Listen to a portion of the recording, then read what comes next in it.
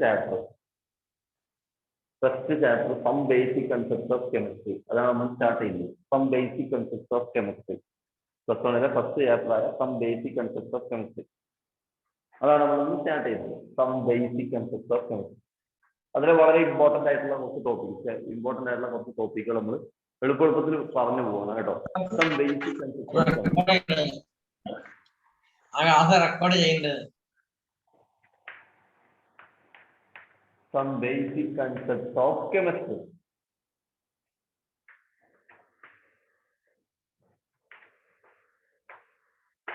ഇതാണ് മക്കളെ ചാപ്റ്ററിന്റെ പേര്. Some basic concepts of chemistry. കെമിസ്ട്രിയിലെ some basic ആയിട്ടുള്ള കൺസെപ്റ്റ്. ചില ബേസിക് ആയിട്ടുള്ള കൺസെപ്റ്റ് ആണ് നമ്മൾ ഈ ചാപ്റ്ററിലൂടെ പറയാൻ പോകുന്നത്. അപ്പൊ ഒന്നാമത്തെ ചാപ്റ്ററിനാവുമ്പോൾ ബേസിക് ആയിട്ടുള്ള കാര്യങ്ങൾ പറയണം, എന്നിട്ടേ നിങ്ങൾക്ക് രണ്ടാമത്തെ ചാപ്റ്ററും തേർഡ് ചാപ്റ്ററും ഒക്കെ പറയാൻ പറ്റുള്ളൂ. ഓക്കെ, അപ്പൊ ഒന്നാമത്തെ ചാപ്റ്റർ ആയ ഈ സം ബേസിക് കൺസെപ്റ്റ് ഓഫ് കെമിസ്ട്രിയിൽ നമ്മൾ ഫസ്റ്റ് പറയുന്നത് മാറ്റർ എന്താണ് എന്നുള്ളതാണ്. മാറ്റർ ഞാൻ എഴുതുന്നതിന്റെ കൂടെ ഇങ്ങനെ എഴുതി പോരും കേട്ടോ. മാറ്റർ എന്താണ് എന്നുള്ളതാണ്. ഇപ്പൊ മാറ്റർ എന്ന് പറഞ്ഞാൽ നമ്മൾ മലയാളത്തിൽ സിമ്പിൾ ആയിട്ട് പറയില്ലേ, വസ്തു എന്ന് പറയില്ലേ, ഇതാണ് മാറ്റർ. എന്താണ് മാറ്റർ വെച്ചാൽ ഞാൻ ഈ എഴുതിയ ചോക്ക് ഒരു മാറ്ററാണ്, നിങ്ങൾ ഈ കാണുന്ന ബോർഡ് ഒരു മാറ്ററാണ്, ഞാനൊരു മാറ്ററാണ്, നിങ്ങളൊരു മാറ്ററാണ്. നമ്മുടെ മുന്നിൽ നമ്മൾ പറയുന്നത് എല്ലാം മാറ്ററാണ്. അപ്പൊ എന്താ മാറ്റർ എന്നൊരു ഡെഫിനിഷൻ കൊടുക്കുക. എന്റെ മുന്നിലുള്ളതെല്ലാം മാറ്ററാണ്, അങ്ങനെ ഡെഫിനിഷൻ കൊടുക്കാൻ പറ്റുമോ? എന്താണ് മാറ്ററിന് ഡെഫിനിഷൻ കൊടുക്കുക? മാറ്റർ എന്ന് പറഞ്ഞാൽ മാസ് ഉള്ള ഏതൊരു വസ്തു, മാസ് ഉണ്ടാവണം, അതുപോലെ തന്നെ അതിന് നിൽക്കാനൊരു സ്ഥലവും വേണം. ഇപ്പൊ ചോക്കിന് നിൽക്കാനൊരു സ്ഥലം വേണം, ബോർഡിന് നിൽക്കാനൊരു സ്ഥലം വേണം. അപ്പൊ മാസ് ഉള്ളതും സ്പേസ് വേണ്ടത്, സ്പേസ് അതാണ് നിൽക്കാനുള്ള സ്ഥലം. മാസും സ്പേസും ഉണ്ടെങ്കിൽ അതൊരു മാറ്റർ ആവും. അപ്പൊ എന്താണ് മാറ്റർ എന്ന് ചോദിച്ചാൽ എനിത്തിങ്, ഏതൊന്നിനെയും, anything which has mass,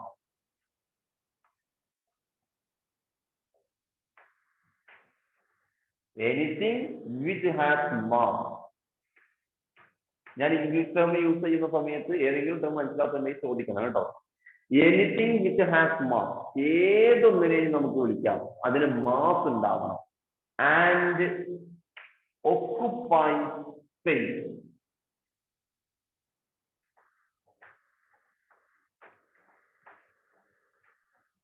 is called matter.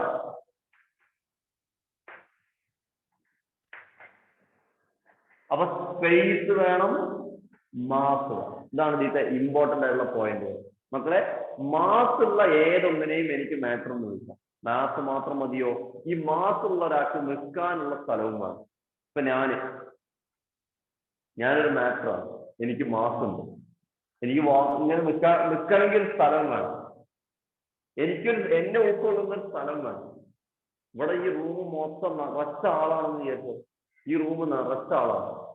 ഇനി ഒരാളെ കൊള്ളൂല എന്ന് പറയും നമ്മൾ അല്ലേ, ഇനി ഇതിന് പറ്റൂല, ഇനി ഒരാളെ കൊള്ളൂല എന്നാണ് അയാൾക്ക് സ്ഥലമില്ല. അപ്പൊ മാറ്ററിന് സ്ഥലം വേണം, എന്നാലേ ഒരാളെ കൂടി പറ്റുള്ളൂ.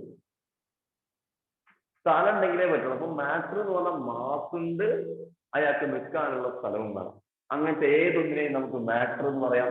നിങ്ങൾക്ക് മാറ്റർ ആയിട്ട് ഏതൊന്നിനെ എക്സാമ്പിൾ എടുക്കാം. പെന്നൊരു മാറ്ററാണ്, ബുക്ക് ഒരു മാറ്ററാണ്, നിങ്ങളുടെ കയ്യിലുള്ള ഫോൺ ഒരു മാറ്ററാണ്, നിങ്ങളുടെ ഫുഡ് ഐറ്റംസ് ഒരു മാറ്ററാണ്, ബിരിയാണി ഇങ്ങനത്തെ ഫുഡ് ഐറ്റംസ് എല്ലാം മാറ്ററാണ്. ഏതൊന്നിനെയും നമുക്ക് മാറ്റർ എന്ന് വിളിക്കാം. ടേബിൾ ഒരു മാറ്ററാണ്. അപ്പൊ മാറ്റർ എന്ന് പറഞ്ഞാൽ മാസ് ഉള്ളതും നിൽക്കാനൊരു സ്ഥലം ആവശ്യമായതിനെയാണ് നമ്മൾ മാറ്റർ എന്ന് പറയുക. അപ്പൊ some basic concepts of chemistry എന്ന് പറയുന്ന ഒന്നാമത്തെ ചാപ്റ്ററിലൂടെ നമ്മൾ മാറ്റർ എന്താണെന്നാണ് പറഞ്ഞു വരുന്നത്. എന്താണ് സിമ്പിൾ ആയിട്ട് മാറ്റർ എന്ന് പറഞ്ഞാൽ നമുക്ക് കുറെ വസ്തുക്കളെ കുറിച്ച് പഠിക്കാനുണ്ടാവും. അപ്പൊ എന്താണ് ഒരാൾ നമ്മൾ ചോദിക്കുക നമ്മളോട്, എന്താ മാറ്റർ എന്ന് പറഞ്ഞാൽ, എന്താ വസ്തു എന്ന് പറഞ്ഞാൽ നമ്മൾ പറയണം മാസ് ഉള്ളതും സ്പേസ് ആവശ്യമായതുമായ എന്തിനേയും മാറ്റർ എന്ന് വിളിക്കാം. വളരെ സിമ്പിൾ ആയിട്ട് നമുക്ക് പറഞ്ഞു കൊടുക്കാം. Anything which has mass and occupy space is called matter. Mass ഉള്ളതും സ്പേസും, മാസ് സ്പേസ്. എന്താണ് matter? Mass space. Is it clear, my dear students? Is it clear? Matter is it clear?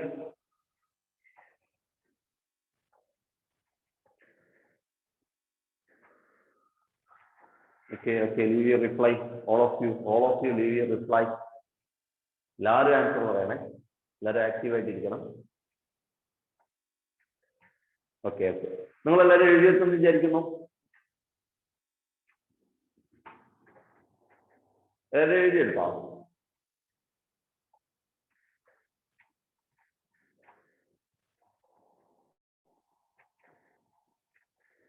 എഴുതിയെടുത്തല്ലോ എല്ലാവരും. മാറ്റർ എന്താണെന്ന് എഴുതിയെടുക്കുക, example എഴുതിയെടുത്തില്ല. ഇനി എന്തിനൊന്നുകൂടെ പറയുന്നത് നൗറിൻ? ഇപ്പോഴാണോ വന്നത്?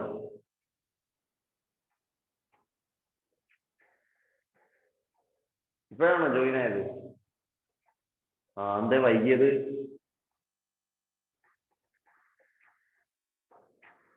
Matter എന്ന് പറഞ്ഞാൽ ഒരു വസ്തുവിനെയാണ് മാറ്റർ എന്ന് പറയാം. ഒരു വസ്തുവിനെയാണ് നമ്മൾ മാറ്റർ എന്ന് പറയാം. ഏതൊരു വസ്തുവിനെയും നമുക്ക് മാറ്റർ എന്ന് പറയാം. പേന, ബുക്ക്, ടേബിള്, ഫോൺ, ഇങ്ങനത്തെ മാറ്റർ എന്ന് പറയാം. ബോർഡ്, ഇതിനൊക്കെ മാറ്റർ എന്ന് പറയാം. മാറ്റർ എന്ന് പറഞ്ഞാൽ എന്താ ഉദ്ദേശിക്കുന്നത്? ആ സാധനത്തിന് മാസ് ഉണ്ടാകും. നമ്മളൊരു മാറ്റർ എന്ന് പറയുമ്പോൾ അതിന്റെ ഡെഫിനിഷൻ കൊടുക്കുകയാണെങ്കിൽ ആ മാറ്ററിന് മാസ് ഉണ്ടാവും. And it occupies a space. അതിനൊരു സ്പേസും വേണം. ഇപ്പൊ പേനക്ക് മാസ് ഉണ്ട്, പേനക്ക് നിൽക്കാനൊരു സ്ഥലം വേണം.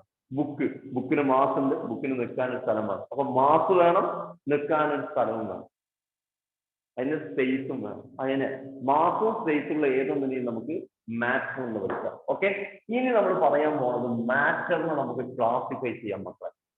മാറ്ററിനെ നമുക്ക് പല രൂപത്തിൽ ക്ലാസിഫൈ ചെയ്യാം. അപ്പൊ ക്ലാസിഫിക്കേഷൻ ഓഫ് മാറ്റർ ആണ് നമ്മൾ ഇനി പറയുന്നത്.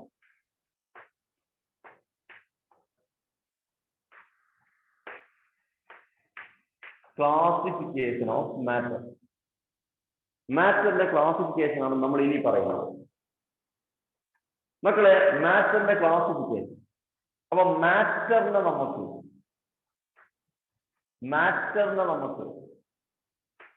മെയിൻലി രണ്ടായിട്ട് ക്ലാസിഫൈ ചെയ്യാം. ഒന്ന്, നമ്മുടെ കയ്യിൽ കുറേ വസ്തുക്കൾ ഉണ്ട് വിചാരിക്കുക മക്കളെ. നിങ്ങളുടെ കയ്യിൽ കുറേ വസ്തുക്കൾ ഉണ്ടെന്ന് വിചാരിക്കുക. ആ വസ്തുക്കൾ നിങ്ങൾക്ക് രണ്ടായിട്ട് ഭാഗം തിരിക്കാം. അതിലൊരു ഭാഗം പ്യുവർ സബ്സ്റ്റൻസ്,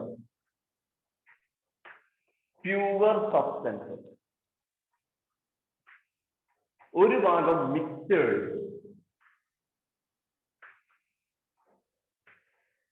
അപ്പോ നിങ്ങളുടെ കയ്യിൽ കുറേ സാധനങ്ങളുണ്ട്. അതിലൊരു ഭാഗം പ്യുവർ സബ്സ്റ്റൻസ്, അതുമായിട്ട് വേറെ ഒന്നും കൂടി ചേർന്നിട്ടില്ല, അത് ഒറ്റയ്ക്ക് നിൽക്കുന്ന പ്യുവർ ആയിട്ടുള്ള സബ്സ്റ്റൻസ്. മിക്സ്ചേഴ്സ് എന്ന് പറഞ്ഞാൽ കുറെ എണ്ണം കൂടി ചേർന്ന ആളുകൾ. ഞാൻ എന്താണ് എക്സാമ്പിൾ പറഞ്ഞുതരാം. ഓക്കെ, അപ്പൊ നിങ്ങൾക്ക് മനസ്സിലാവും. അപ്പൊ പ്യുവർ സബ്സ്റ്റൻസും ഉണ്ട്, മിക്സ്ചേഴ്സും ഉണ്ട്. ഇതിൽ പ്യുവർ സബ്സ്റ്റൻസിനെ തന്നെ നമുക്ക് വീണ്ടും രണ്ടായിട്ട് തരംതിരിക്കാം. പ്യുവർ സബ്സ്റ്റൻസിനെ തന്നെ വീണ്ടും നമുക്ക് രണ്ടായിട്ട് തരംതിരിക്കാം. ഏതൊക്കെയാണെന്ന് അറിയോ മക്കളെ? ഇവിടെ ആറ്റംസ് ഒന്നും തരംതിരിക്കാം. എലമെന്റ്സ് എന്നും മോളിക്യൂൾസ് എന്നും ഇങ്ങനെ തരംതിരിക്കാം. പ്യുവർ സബ്സ്റ്റൻസിനെ നമുക്ക് ഇവിടെ കോമ്പൗണ്ട്സ് എന്ന് തരംതിരിക്കാം. ഇവിടെ നമുക്ക് എലമെന്റ്സ് എന്ന് തരംതിരിക്കാം. ഇനി ഇവിടുന്ന് അങ്ങോട്ട് തരംതിരിക്കാം. എലമെന്റ്സിനെ നമുക്ക് വീണ്ടും രണ്ടായിട്ട് തരംതിരിക്കാം. ആറ്റംസ് എന്നും മോളിക്യൂൾസ് എന്നും. ഒക്കത്തിന് എക്സാമ്പിൾ പറഞ്ഞുതരാം. എല്ലാത്തിനും എക്സാമ്പിൾ പറഞ്ഞുതരാം. മിക്സ്ചേഴ്സിനെ നമുക്ക് രണ്ടായിട്ട് തരംതിരിക്കാം മക്കളെ. ഒന്ന് ഹോമോജീനിയസ് മിക്സ്ചറും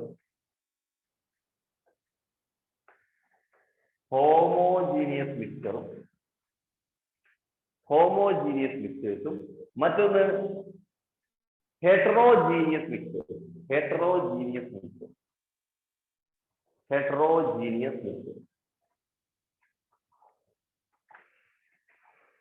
വായിക്കാൻ കിട്ടുന്നുണ്ടല്ലോ അല്ലേ മക്കളെ? Heterogeneous mixture. ഹോമോജീനിയസ് മിക്സ്ചേഴ്സ് എന്നും ഹെറ്ററോജീനിയസ് മിക്സ്ചേഴ്സ് എന്നും നമുക്ക് രണ്ടായിട്ട് തരംതിരിക്കാം. അപ്പൊ പ്യുവർ സബ്സ്റ്റൻസ് മിക്സ്. ഇനി ഞാൻ കുറച്ച് എക്സാമ്പിളുകൾ ഇങ്ങനെ പറയട്ടെ. വസ്തുക്കളെ എക്സാമ്പിൾ പറയണേ. അത് ഏതിലാണ് പഠിച്ചത് നമുക്ക് നോക്കാം. ഇപ്പൊ നോക്കിക്കേ മക്കളെ. Water water H2O. ഇനി നിങ്ങൾ പറയണേ നമ്മൾ ഏതിലാണ് പെടുത്തുന്നത് നിങ്ങൾ പറയണേ. H2O അഥവാ വാട്ടർ ഇത് ഏതിലാ പെടുക മക്കളെ? പ്യുവർ സബ്സ്റ്റൻസിലാണോ പെടുക, മിക്സറിലാണോ പെടുക? H2O. എളുപ്പം പറയണേ, നിങ്ങൾ ഇങ്ങനെ റിപ്ലൈ ചെയ്തേ. ഇപ്പോൾ നിങ്ങൾ ഇങ്ങനെ ആക്റ്റീവ് ആണെന്ന് മനസ്സിലാവുള്ളൂ. H2O വാട്ടർ ഏതിലാ പെടുക? പ്യുവർ സബ്സ്റ്റൻസിലാണോ മിക്സറിലാണോ പെടുക?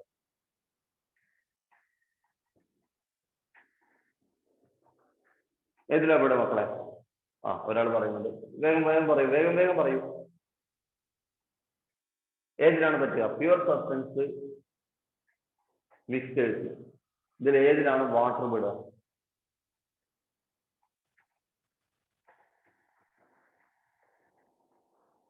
വാട്ടർ ഏതിൽ പെടും? മിക്സേഴ്സിൽ പെടുമോ പ്യുവർ സബ്സ്റ്റൻസിൽ പെടും? വേഗം പറയും മക്കളെ.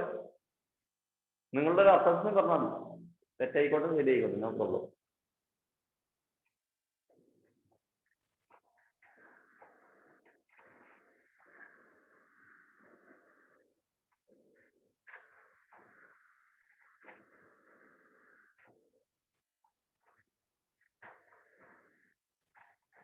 പ്യുവർ സബ്സ്റ്റൻസ് ആണോ മിക്സർ ആണോ വാട്ടർ? മിക്സ്ചർ അല്ലേ? നിങ്ങൾ പറയും, നിങ്ങൾ മെസ്സേജ് അയച്ചാൽ മതി, നിങ്ങൾ ഇങ്ങനെ ചാറ്റ് ചെയ്താൽ മതി. പറഞ്ഞോ, മിക്സർ ആണെന്ന് ആരോന്ന് പറയുന്നുണ്ട്.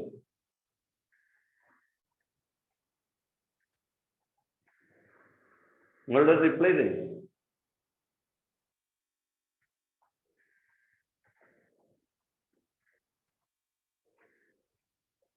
ആരും ഇല്ലേ ക്ലാസ്സിൽ? ആകെ 1-2 പേര് മാത്രമാണ് റിപ്ലൈ തരുന്നത്.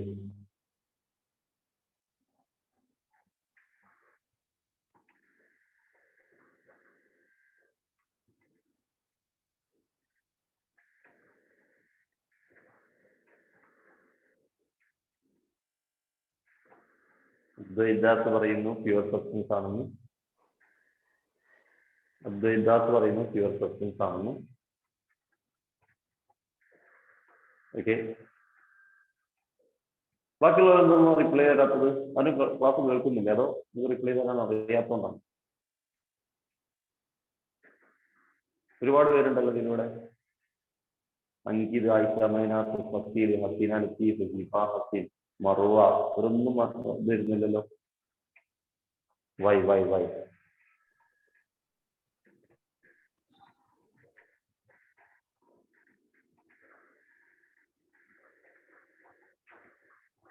ഓക്കെ, ഇപ്പോൾ തരുമെങ്കിൽ തരാ.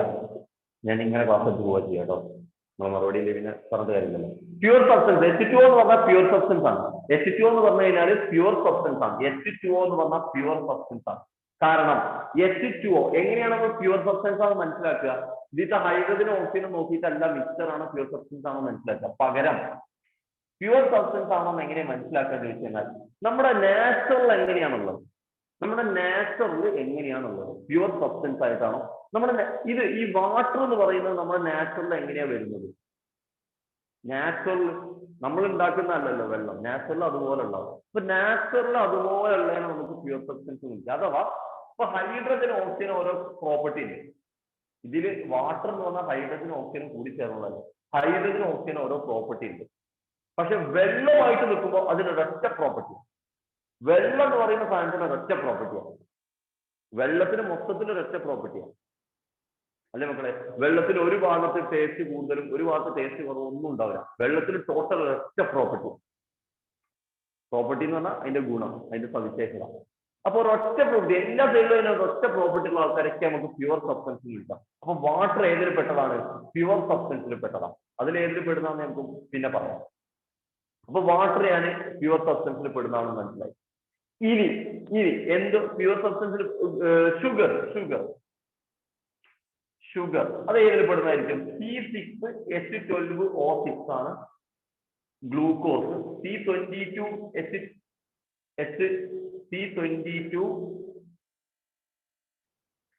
അങ്ങനെ എഴുതാം. ഗ്ലൂക്കോസ് C6H12O6 ആണ്. ഷുഗർ എന്ന് പറയുന്നത് C22H12OH11O22 ഇങ്ങനെ വരുന്നതാണ് ഷുഗർ എന്ന് പറയുന്നത്. ഞാൻ ചോദിക്കട്ടെ, ഷുഗർ ഏതിലാ പെടുക? പ്യുവർ സബ്സ്റ്റൻസിലാണോ മിക്സറിലാണോ പെടുക? ഷുഗർ ഏതിലാ പെടുക? C12H22 ഷുഗർ ഏതിലാ പെടുക മക്കളെ? പ്യുവർ സബ്സ്റ്റൻസിലാണോ പെടുക മിക്സറിലാണോ പെടുക? അതും പ്യുവർ സബ്സ്റ്റൻസിലെവിടെ? മിക്സറിലല്ല. ഒരാൾ മിക്സർ എന്ന് പറഞ്ഞാൽ അതും പ്യുവർ സബ്സ്റ്റൻസിലെവിടെ? മിക്സറിലല്ല. എന്താ കാരണം അറിയോ? നിങ്ങൾ വിചാരിക്കും കാർബൺ ഉണ്ട്, ഹൈഡ്രജൻ ഉണ്ട്, ഓക്സിജൻ ഉണ്ട്, അതൊന്നും മിക്സർ അല്ലേ? അല്ല. എങ്ങനെ പ്യുവർ സബ്സ്റ്റൻസ് മനസ്സിലാക്കുക? പഞ്ചസാരക്ക് എല്ലാവർക്കും ഒരേ പ്രോപ്പർട്ടി അല്ലേ? പഞ്ചസാരയിൽ കാർബൺ ഉണ്ട്, ഹൈഡ്രജൻ ഉണ്ട്, ഓക്സിജൻ ഉണ്ട്, ഒക്കെ ശരിയാണ്. പക്ഷെ പഞ്ചസാര തിന്നു നോക്കുമ്പോ എല്ലാത്തിനും ഒരേ ടേസ്റ്റ് അല്ലേ? പഞ്ചസാര ഒരു ഭാഗത്ത് കയ്പ്, ഒരു ഭാഗത്ത് മധുരം, ഒരു ഭാഗത്ത് ഉപ്പ് രുചി, അങ്ങനെയൊന്നും ഉണ്ടാവില്ല. പഞ്ചസാരക്ക് എല്ലാത്തിനും ഒരേ പ്രോപ്പർട്ടി ഉണ്ട്. പഞ്ചസാരയുടെ എല്ലാ ഭാഗത്തും ഒരു പഞ്ചസാര എന്ന് പറഞ്ഞാൽ അതിന് എല്ലാ ഭാഗത്തും ഒരു പ്രോപ്പർട്ടി. അപ്പൊ പഞ്ചസാരയും എന്ത് പ്യുവർ സബ്സ്റ്റൻസ്. ഇനി ഞാൻ ചോദിക്കട്ടെ, ഷുഗർ സൊല്യൂഷൻ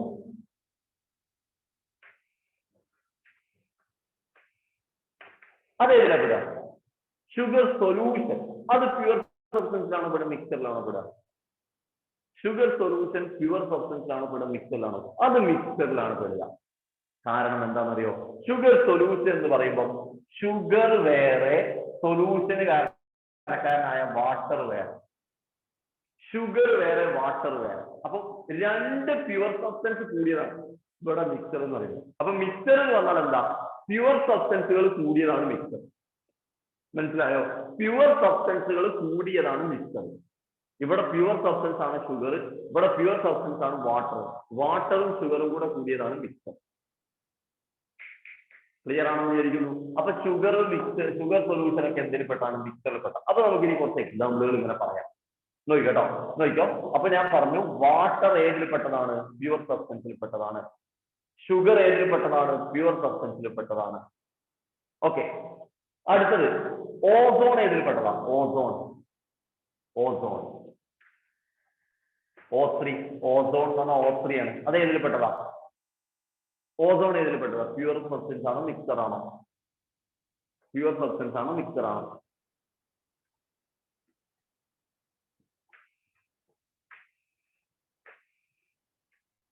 ഏതിൽപ്പെട്ടതാ മക്കളെ? ഓസോണും പ്യുവർ സബ്സ്റ്റൻസിൽ പെട്ട. എന്താ കാരണം? O3 അതൊരൊറ്റ ആളാണ്, വേറെ ആരെയും മിക്സ് ആയിട്ടില്ല. O3 മക്കളെ. അപ്പൊ പ്യുവർ സബ്സ്റ്റൻസിലും മിക്സറിലും കുറെ പേര് അങ്ങോട്ടും ഇങ്ങോട്ടൊക്കെ നമ്മൾ പറഞ്ഞു. ഇനി ഞാൻ പറയുന്നത് എന്താണെന്നറിയോ? എലമെന്റ്സിൽ ആറ്റംസ് എന്ന് പറഞ്ഞാൽ ഒറ്റക്ക് നിൽക്കുന്ന ആളുകൾ. ഫോർ എക്സാമ്പിൾ പറയുകയാണെങ്കിൽ ഹീലിയം അതൊറ്റക്കാണ്, കാർബൺ അതൊറ്റക്കാണ്, നിയോൺ അതൊറ്റക്കാണ്, സോഡിയം അതൊറ്റക്കാണ്. ഇതൊക്കെ ആറ്റംസ് ആണ്. ഇതെല്ലാം ആറ്റംസ് ആണ്. എന്താ ആറ്റംസ് എന്ന് പറയാൻ? ഒരൊറ്റ ആൾക്കാരുള്ളൂ. ഹീലിയം ഒരൊറ്റ ആൾ, കാർബൺ ഒരൊറ്റ ആൾ, നിയോൺ ഒരൊറ്റ ആൾ, സോഡിയം ഒരൊറ്റ ആൾ. അപ്പൊ ആ പ്യുവർ സബ്സ്റ്റൻസ് നമുക്ക് രണ്ടായി തരംതിരിക്കാം, എലമെന്റ്സും കോമ്പൗണ്ടും. ആ എലമെന്റ്സിൽ തന്നെ ഒറ്റൊന്ന് നിൽക്കുന്നതാണ് ആറ്റം. ഒറ്റൊന്നായി ഓരോരുത്തരായിട്ട് നിൽക്കുക. അപ്പൊ മോളിക്യൂൾസ് എന്താ? മോളിക്യൂൾസ് പറഞ്ഞാൽ ഒരേ ആള് ഒന്നിലധികം കൂടി നിൽക്കുക. അഥവാ O2, H2, O3, P4, S8 ഇതൊക്കെ മോളിക്യൂളാണ്. മോളിക്യൂൾ എന്താണെന്ന് നിങ്ങൾക്ക് മനസ്സിലായിട്ടുണ്ടാവും. എങ്ങനെയാ മോളിക്യൂൾ മനസ്സിലാക്കുക? ഒന്നിലധികം ആറ്റംസ് കൂടി ചേരാം.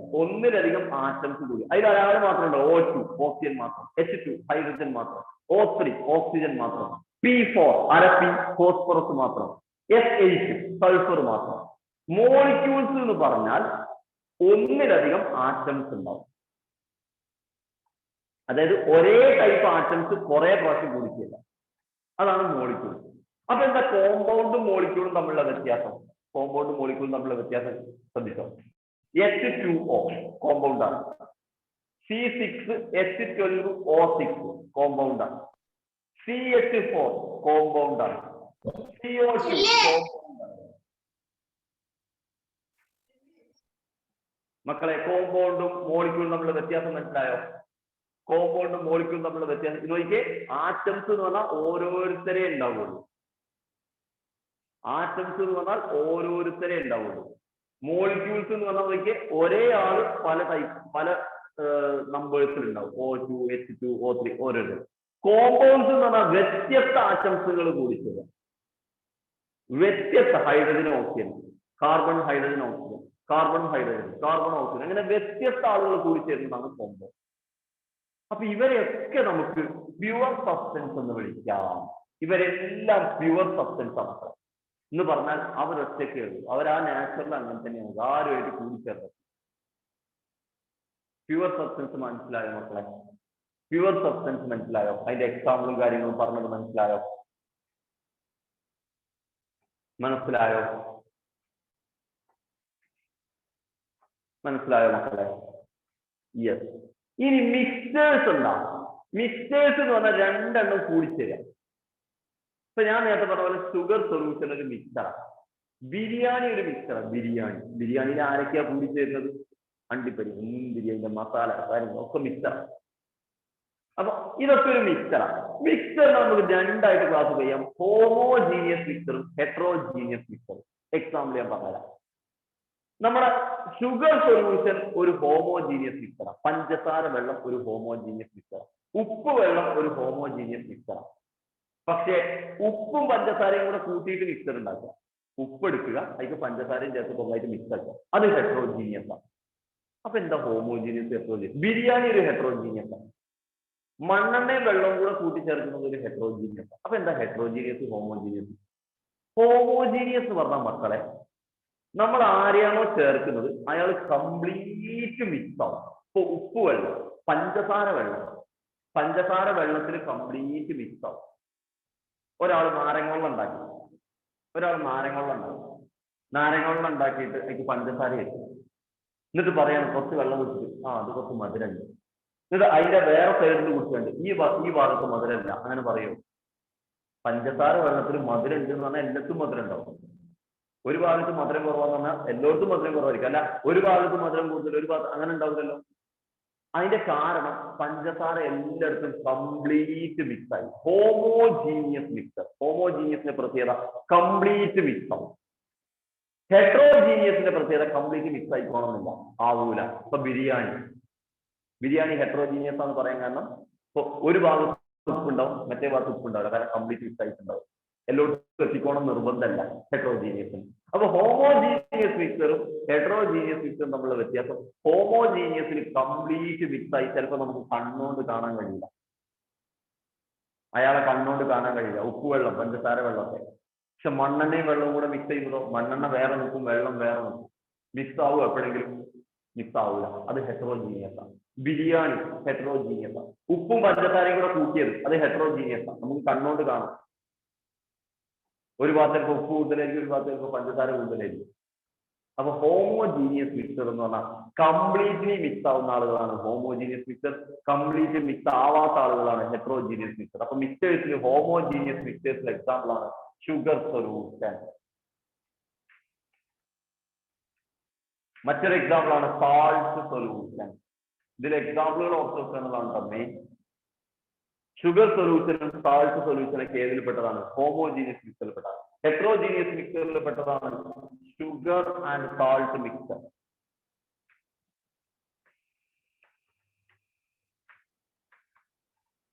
ബിരിയാണി നമുക്ക് ഇഷ്ടമുള്ള വിഭവം, അതൊക്കെ ഹെട്രോജീനിയസ് മിക്സറിൽപ്പെട്ടതാണ് മക്കളെ.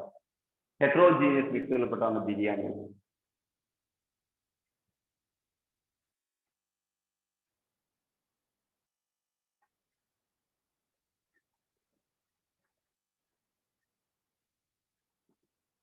യെസ്. അപ്പൊ മിക്സേഴ്സും പ്യുവർ സബ്സ്റ്റൻസും മനസ്സിലായെന്ന് വിചാരിക്കുന്നു. Is it clear my student? മിക്സേഴ്സും ഏകദേശം ഒരു ഐഡിയ കിട്ടിയാൽ മതി. ഒരു എക്സാമ്പിൾ പറഞ്ഞാൽ അത് ഏതിലാണ് പെടുക എന്നുള്ള ഐഡിയ കിട്ടിയ.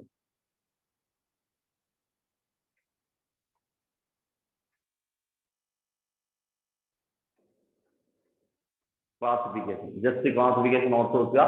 മാറ്ററിനെ നമുക്ക് രണ്ടായിട്ട് ക്ലാസിഫൈ ചെയ്യാം, പ്യുവർ സബ്സ്റ്റൻസ് എന്നും മിക്സർ എന്നും. മിക്സർ രണ്ട് രൂപത്തിൽ, ഹോമോജീനിയസും ഹെട്രോജീനിയസും. പ്യുവർ സബ്സ്റ്റൻസിനെ എലമെന്റ്സ് എന്നും കോമ്പൗണ്ട്സ് എന്നും ക്ലാസ് ചെയ്യാം. അതിൽ എലമെന്റ്സ് ആൻഡ് ആറ്റംസ് എന്നും മോളിക്യൂൾസ് എന്നും തിരിക്കാം. Is it perfect? Okay, my dear students.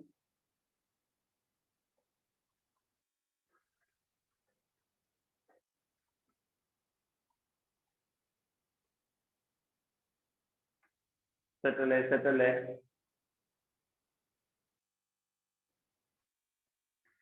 Okay ഇതൊക്കെ നിങ്ങൾ എഴുതിയെടുത്തെന്ന് വിചാരിക്കുന്നു. കൂടെ എഴുതണേ, കൂടെ എഴുതി ഇങ്ങനെ വരണേ.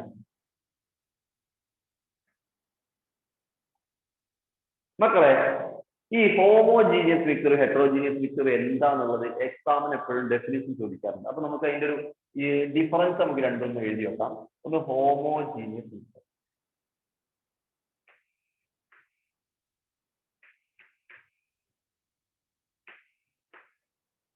മറ്റൊന്ന് heterogeneous mixer.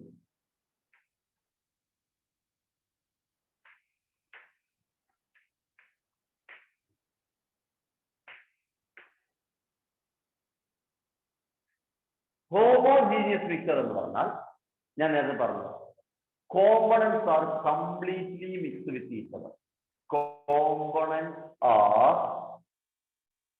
Completely mix with each other. Complete ആയിട്ട് മിക്സ് ചെയ്യും.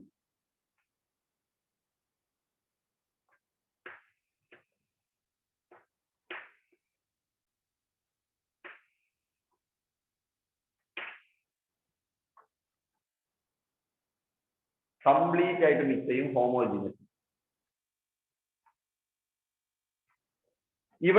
ഇവിടെയോ കോമ്പണൻസ്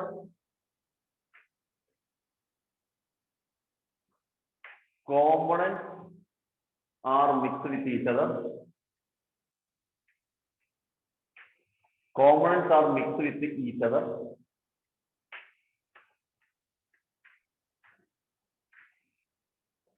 But not completely. ഇവിടെ കംപ്ലീറ്റ് ആയിട്ട് മിക്സ് ചെയ്തോണമെന്നില്ല. ഞാൻ എക്സാമ്പിൾ പറഞ്ഞല്ല മക്കളെ നിങ്ങൾക്ക്.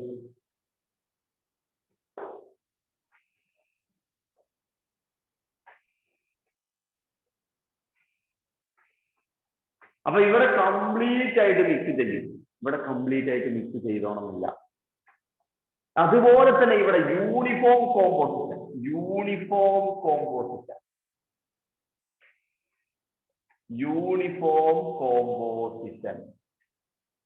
throughout the mixture.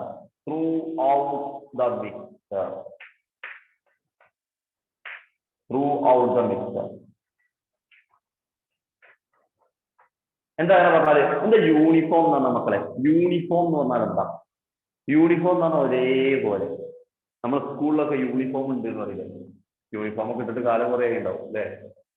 എന്ന് കാലത്താണ് യൂണിഫോം, എന്ന് കാലം പോയത് സ്കൂൾക്ക്. അപ്പൊ യൂണിഫോം എന്ന് പറഞ്ഞാൽ യൂണിഫോം കോമ്പോസിഷൻ, ഒരേപോലെ. നിങ്ങൾക്ക് സ്കൂളിൽ വന്ന് നോക്കിയാൽ, ഒരാൾ വന്ന് നോക്കിയാൽ ഞങ്ങളൊക്കെ യൂണിഫോം ഇട്ട് നോക്കിയാൽ എല്ലാവരും ഒരുപോലെ മനസ്സിലാക്കും. അതേപോലെ നമ്മളെ പഞ്ചസാര വെള്ളത്തിൽ uniform composition through out the mixer, എല്ലാ ഭാഗത്തും പഞ്ചസാര ഒരുപോലെ. അതാണ് യൂണിഫോം. ഒന്നാമത് കംപ്ലീറ്റ് മിക്സായി, പഞ്ചസാര ഇത് കംപ്ലീറ്റ് മിക്സായി മാത്രമല്ല എല്ലായിടത്തും ഒരുപോലെ. അതാണ് യൂണിഫോം കോമ്പോസിഷൻ. ആർക്കെങ്കിലും അർത്ഥം അറിയാത്തതിന്റെ എഴുതി വെക്കണം കേട്ടോ. യൂണിഫോം കോമ്പോസിഷൻ എന്ന് പറഞ്ഞാൽ എല്ലായിടത്തും ഒരുപോലെ. ഇവിടെ composition is not uniform.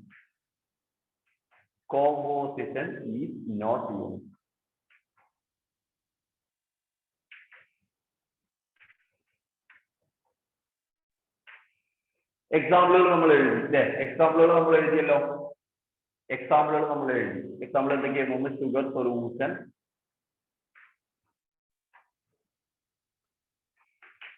Salt solution ഒക്കെ ഇതിൽ എക്സാമ്പിളാണ്. ഇവിടെ ഏതാ എക്സാമ്പിൾ? ഇവിടെ ഷുഗർ ആൻഡ് സാൾട്ട് മിക്സർ.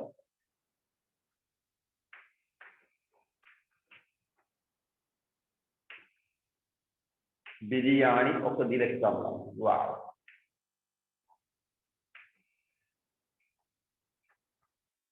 അപ്പൊ എക്സാമിന് കുറെ എക്സാമ്പിൾ തന്നിട്ട് പ്യുവർ സബ്സ്റ്റൻസ് ആണോ, മിക്സർ ആണോ, ഹോമോജീനിയസ് ആണോ, ഹെറ്ററോജീനിയസ് ആണോ ഒക്കെ ചോദിക്കും. അതിന് പുറമെ എക്സാമിന് ചോദിക്കുന്ന ഒരു ക്വസ്റ്റ്യൻ ആണ്, what are homogeneous and heterogeneous mixer? എന്താണ് ഹോമോജീനിയസ്, എന്താണ് ഹെറ്ററോജീനിയസ്? അപ്പൊ നിങ്ങൾ എഴുതേണ്ടുന്ന ആൻസർ ആണ് ഹോമോജീനിയസ് ഹെറ്ററോജീനിയസ് നമ്മളുടെ ഡിഫറൻസ് എഴുതാൻ ചോദിച്ചാൽ നിങ്ങൾ എഴുതേണ്ടുന്ന ആൻസർ അതിന്റെ എക്സാമ്പിൾ. അപ്പൊ മാറ്ററുമായിട്ടുള്ള ബന്ധം മനസ്സിലായല്ലോ മക്കളെ? മാറ്റർ എന്ന് പറഞ്ഞാൽ കുറെ വസ്തുക്കളെയാണ് മാറ്റർ എന്ന് പറയാം. ആ വസ്തുക്കളെ നമുക്ക് പല രൂപത്തിൽ ക്ലാസിഫൈ ചെയ്യാം. നിങ്ങളെ മുന്നിൽ പഞ്ചസാര വെള്ളമുണ്ട്, നിങ്ങളെ മുന്നിൽ നാരങ്ങ വെള്ളമുണ്ട്. അത് നിങ്ങൾക്ക് അതൊരു മാറ്ററാണ്. ആ മാറ്റർ നിങ്ങൾ എവിടെ കൊണ്ടുപോയി വെക്കും? മിക്സറിൽ കൊണ്ടുപോയി വെക്കും. ബിരിയാണി ഒരു മാറ്ററാണ്. നിങ്ങൾ തിന്നാൻ പോണ ബിരിയാണി ഒരു മാറ്ററാണ്. അത് നിങ്ങൾ എവിടെ കൊണ്ടുവയ്ക്കും? മിക്സറിൽ കൊണ്ടുവയ്ക്കും. പഞ്ചസാര ഒരു മാറ്ററാണ്.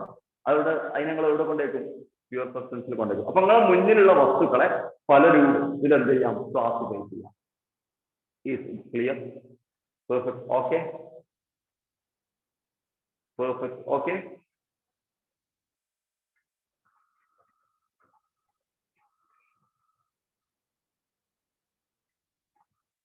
Okay, okay, okay, okay. ഇത് എഴുതിയെടുത്തോ മക്കളെ? ഒന്ന് പറഞ്ഞേ, എഴുതിയെടുക്കാം എല്ലാവരും.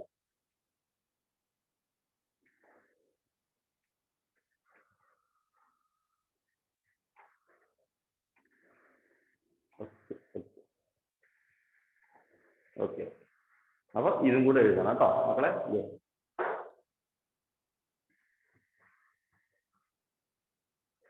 അപ്പൊ ബേസിക് ആയിട്ടുള്ള കുറച്ച് കാര്യങ്ങളാണ് നമ്മൾ ഇതിൽ പഠിക്കുന്നതെന്ന് ഞാൻ പറഞ്ഞു നിങ്ങളോട്.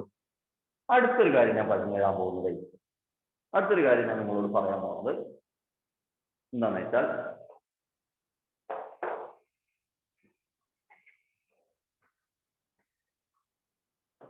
അതായത് മാറ്റർ എന്താ നമ്മൾ പറഞ്ഞു, മാറ്ററിനെ വ്യത്യസ്ത രൂപത്തിൽ ക്ലാസിഫൈ ചെയ്തിട്ടൊക്കെ ശരി. ഇനി അടുത്ത ഞാൻ പറയാൻ പോകുന്നത്, നമ്മൾ ചില കാൽക്കുലേഷൻ, ചില പ്രോബ്ലംസ് ഒക്കെ ചെയ്യുമ്പോൾ നമ്മൾ നമ്പേഴ്സ് ഒക്കെ യൂസ് ചെയ്ത് കാൽക്കുലേഷൻ ചെയ്യേണ്ടിയിരിക്കുക. ആ സമയത്ത് നമ്മൾ ഉപയോഗിക്കേണ്ട കുറച്ച് തിയറികൾ, കുറച്ച് കാര്യങ്ങളാണ് നമ്മൾ ഇനി പറയാൻ പോകുന്നത്. അതായത് സിഗ്നിഫിക്കന്റ് ഫിഗേഴ്സ് എന്ന് പറഞ്ഞൊരു ടോപ്പിക് ഉണ്ട്. Significant figures.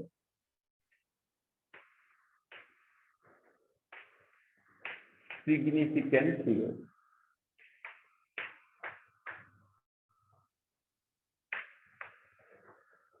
എന്ന് പറഞ്ഞാൽ സിഗ്നിഫിക്കന്റ് ഫിഗേഴ്സ് അതിനെ കുറച്ച് റൂൾസ് ഉണ്ട്. ആ റൂൾസ് വെച്ചിട്ട് നമ്മൾ എക്സാമിന് എങ്ങനെ ചോദിക്കാൻ ഒരു നമ്പർ തരും, അതിൽ എത്ര സിഗ്നിഫിക്കന്റ് ഫിഗേഴ്സ് ഉണ്ട് നമ്മൾ കണ്ടെത്തണം. അപ്പൊ ഇതെവിടെ യൂസ് ചെയ്യുന്നത് ചോദിച്ചു കഴിഞ്ഞാൽ, വലിയ വലിയ എക്സ്പെരിമെന്റ് ഒക്കെ ചെയ്യുന്ന സമയത്ത്, ഭയങ്കര ഇമ്പോർട്ടന്റ് ആയിട്ടുള്ള പരീക്ഷണങ്ങളൊക്കെ സയന്റിസ്റ്റുകൾ ചെയ്യുന്ന സമയത്ത് ചെറിയ ചെറിയ നമ്പറുമായിട്ട് ബന്ധപ്പെടേണ്ടി വരും. വളരെ ചെറിയ നമ്പറൊക്കെ ആയിട്ട്. അപ്പൊ നിങ്ങൾക്കറിയാം, അവഗാഡ്രോ നമ്പർ 6.022 × 10⁻23. അത് വലിയ നമ്പറാണ്, നമ്മളെ മൈൻഡിൽ കിട്ടാത്ത നമ്പറാണ്. പക്ഷെ ഇലക്ട്രോണിന്റെ മാസ് നിങ്ങൾക്ക് അറിയാമെന്ന് അറിയില്ല. ഇലക്ട്രോണിന്റെ മാസ് എന്നാൽ വളരെ വളരെ വളരെ ചെറുതാണ്. എന്താ ഇലക്ട്രോണിന്റെ മാസ് ചെറുതാകാൻ കാരണം? ഇലക്ട്രോൺ ചെറുതാ മക്കളെ. ഇലക്ട്രോൺ ചെറുതല്ലേ, ഇലക്ട്രോൺ നമ്മളെ കണ്ണുകൊണ്ട് കാണാൻ പറ്റില്ല. അപ്പൊ ഇതിന്റെ മാസും വളരെ ചെറുത്. അപ്പൊ വളരെ ചെറുതും വളരെ വലുതുമായ നമ്പേഴ്സ് വെച്ച് നമുക്ക് ഡീൽ ചെയ്യും. നമുക്കറിയുന്ന നമ്പർ ഏതൊക്കെയാ? 50, 100, 150, 200, 300, 400, ഏറിപ്പോയ 1,00,000. അതിന്റെ അപ്പുറത്ത് പോയാൽ തന്നെ നമുക്ക് അടങ്ങാറാ എണ്ണാൻ.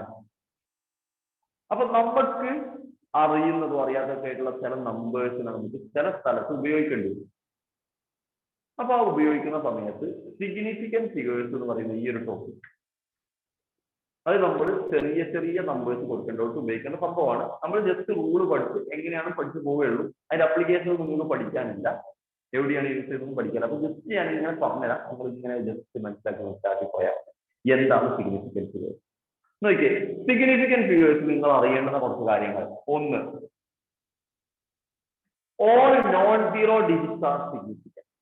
All non zero digits R zero അല്ലാത്ത എല്ലാം സിഗ്നിഫിക്കന്റ് എന്ന് പറഞ്ഞാൽ 1, 2, 3, 4, 5, 6, 7, 8, 9. സീറോ അല്ലാത്ത എല്ലാം സിഗ്നിഫിക്കന്റ് ആണ്. സീറോ അല്ലാത്ത എല്ലാം സിഗ്നിഫിക്കന്റ് ആണ്. ഞാൻ എക്സാമ്പിൾ പറയാട്ടോ, അപ്പൊ നിങ്ങൾക്ക് മനസ്സിലാവും. സീറോ അല്ലാത്ത എല്ലാം സിഗ്നിഫിക്കന്റ് ആണ്. ഇനി സീറോസിനെ കുറിച്ച് പറയുമ്പോൾ, സീറോസ് ആണ് നമ്മുടെ ഹീറോസ്. സീറോ അല്ലാത്ത എല്ലാം സിഗ്നിഫിക്കന്റ്. അപ്പൊ സീറോ സിഗ്നിഫിക്കന്റ് അല്ല എന്ന് പറയാൻ പറ്റില്ല. സീറോസിന് ചില കണ്ടീഷൻ ഉണ്ട്, അങ്ങനെ വിട്ടുപോകില്ല നമ്മുടെ സീറോ. സീറോ ആണ് നമ്മുടെ ഹീറോ. അപ്പൊ സീറോ എങ്ങനെയാണെന്ന് ചോദിച്ചാൽ, സീറോനെ നമുക്ക് 3 ആയിട്ട് തരംതിരിക്കാൻ പറ്റാം. സീറോയെ നമുക്ക് 3 ആയിട്ട് പറയാം, നിങ്ങൾക്ക് മനസ്സിലാക്കാൻ വേണ്ടിയിട്ട്. സീറോയെ നമുക്ക് 3 ആയിട്ട് തരാം. ഒന്ന് ലീഡിങ് സീറോ. ലീഡിങ് എന്ന് പറഞ്ഞാൽ സ്റ്റാർട്ടിങ്. തുടക്കത്തിലുള്ള സീറോ, ഒരു നമ്പറിന്റെ തുടക്കത്തിലുള്ള സീറോ. മറ്റൊന്ന് ട്രാപ്ഡ് സീറോ. ട്രാപ്ഡ് സീറോ എന്ന് പറഞ്ഞാൽ ഒരു രണ്ട് നമ്പറിന്റെ ഇടയ്ക്കുള്ള സീറോ. മറ്റൊന്ന് ട്രെയിലിംഗ് സീറോ. ട്രെയിലിംഗ് സീറോ എന്ന് പറഞ്ഞാൽ അവസാനിക്കുന്നത്. അപ്പൊ മൂന്ന് രൂപത്തിൽ നമുക്ക് സീറോ പറയാം. സ്റ്റാർട്ടിങ്ങില്, ഇടയ്ക്ക്, എൻഡിങ്ങില്. Starting, middle, end. മൂന്നായിട്ട്, അതായത് ലീഡിങ്, ട്രാപ്ഡ്, ട്രെയിലിംഗ്. മക്കളെ ലീഡിങ് സീറോ എന്ന് പറഞ്ഞാൽ എങ്ങനെ എക്സാമ്പിൾ പറയാം? 0.0125, 0.137, 0.00012. ഇങ്ങനെ നോക്കിയാൽ ഇതിലൊക്കെ സ്റ്റാർട്ടിങ് അല്ലേ സീറോ? ഇതൊക്കെ സ്റ്റാർട്ടിങ് അല്ലേ സീറോ? ഈ സീറോസ് രണ്ടും സ്റ്റാർട്ടിങ് ആണ്, ഈ സീറോ സ്റ്റാർട്ടിങ് ആണ്, ഈ സീറോസ് 4 സീറോസും സ്റ്റാർട്ടിങ് ആണ്. സ്റ്റാർട്ടിങ് സീറോസ് ഒന്നും സിഗ്നിഫിക്കന്റ് അല്ല. ലീഡിങ് സീറോസ് എല്ലാം നോട്ട് സിഗ്നിഫിക്കന്റ് ആണ്. സ്റ്റാർട്ടിങ് സീറോസ് സിഗ്നിഫിക്കന്റ് അല്ല. സീറോസ് അല്ലാത്ത എല്ലാം സിഗ്നിഫിക്കന്റ് ആണ്. സ്റ്റാർട്ടിങ് സീറോ സിഗ്നിഫിക്കന്റ് അല്ല. ഇനി ട്രാപ്ഡ് സീറോ എന്താ മക്കളെ? ട്രാപ്ഡ് സീറോ എന്ന് പറഞ്ഞാൽ ഒരു എക്സാമ്പിൾ പറയുകയാണെങ്കിൽ 2005. ഇത് ട്രാപ്ഡ് സീറോ ആണ്. എങ്ങനെയാ? രണ്ട് നമ്പറിന്റെ ഇടയ്ക്ക് കുടുങ്ങിപ്പോയി. അയ്യോ, ട്രാപ്പായി. 2ന്റെ 5ന്റെ ഇടയ്ക്ക് കുടുങ്ങിയ സീറോ. 1908 ഇതാ, ഇതിന്റെ ഇടയ്ക്ക് കുടുങ്ങിയ സീറോ. 0.01205. ഈ സീറോ രണ്ടും ലീഡിങ് ആണ്. പക്ഷെ ഈ സീറോ എന്ന് പറയുന്നത് ഈ രണ്ട് നമ്പറിന്റെ ഇടയ്ക്ക് കുടുങ്ങിയ നമ്പറാണ്. അപ്പൊ രണ്ട് നമ്പറിന്റെ ഇടയ്ക്ക് ട്രാപ്പ് ആവുന്ന സീറോ, അത് സിഗ്നിഫിക്കന്റ് ആണ്. അത് സിഗ്നിഫിക്കന്റ് ആണ്.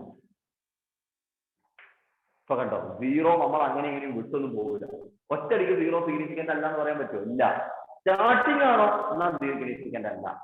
പക്ഷേ രണ്ട് നമ്പറിന്റെ ഇൻ ബിറ്റ്വീനിൽ പെട്ട സീറോസ് സിഗ്നിഫിക്കന്റ് ആണ് മക്കൾ.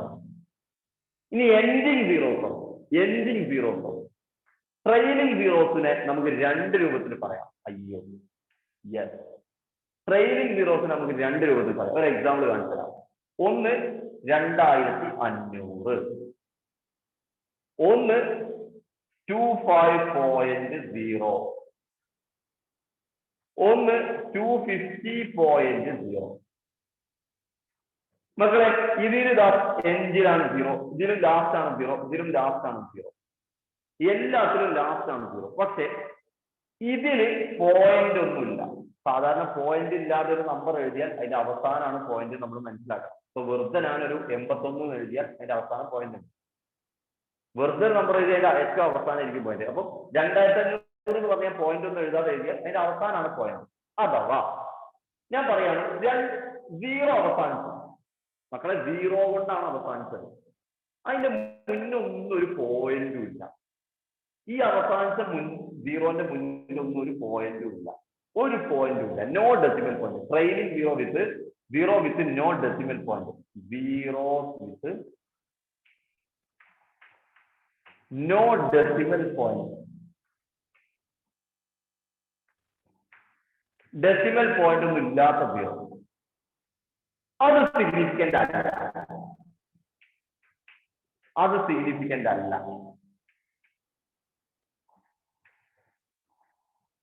പക്ഷെ ചില സീറോസ് ഉണ്ട്. ഈ സീറോന്റെ മുന്നിൽ ഡെസിമൽ പോയിന്റ് ഇതാ, ഈ സീറോന്റെ മുന്നിൽ ഡെസിമൽ പോയിന്റ് ഇതാ. ഇനി 1.980, ഈ സീറോന്റെ മുന്നിൽ ഡെസിമൽ പോയിന്റ് ഇതാ. സീറോന്റെ എവിടെയെങ്കിലും മുന്നിൽ ഡെസിമൽ പോയിന്റ് വന്നാൽ മതി. സീറോ വിത്ത് ഡെസിമൽ പോയിന്റ്, സീറോ വിത്ത് ഡെസിമൽ പോയിന്റ്.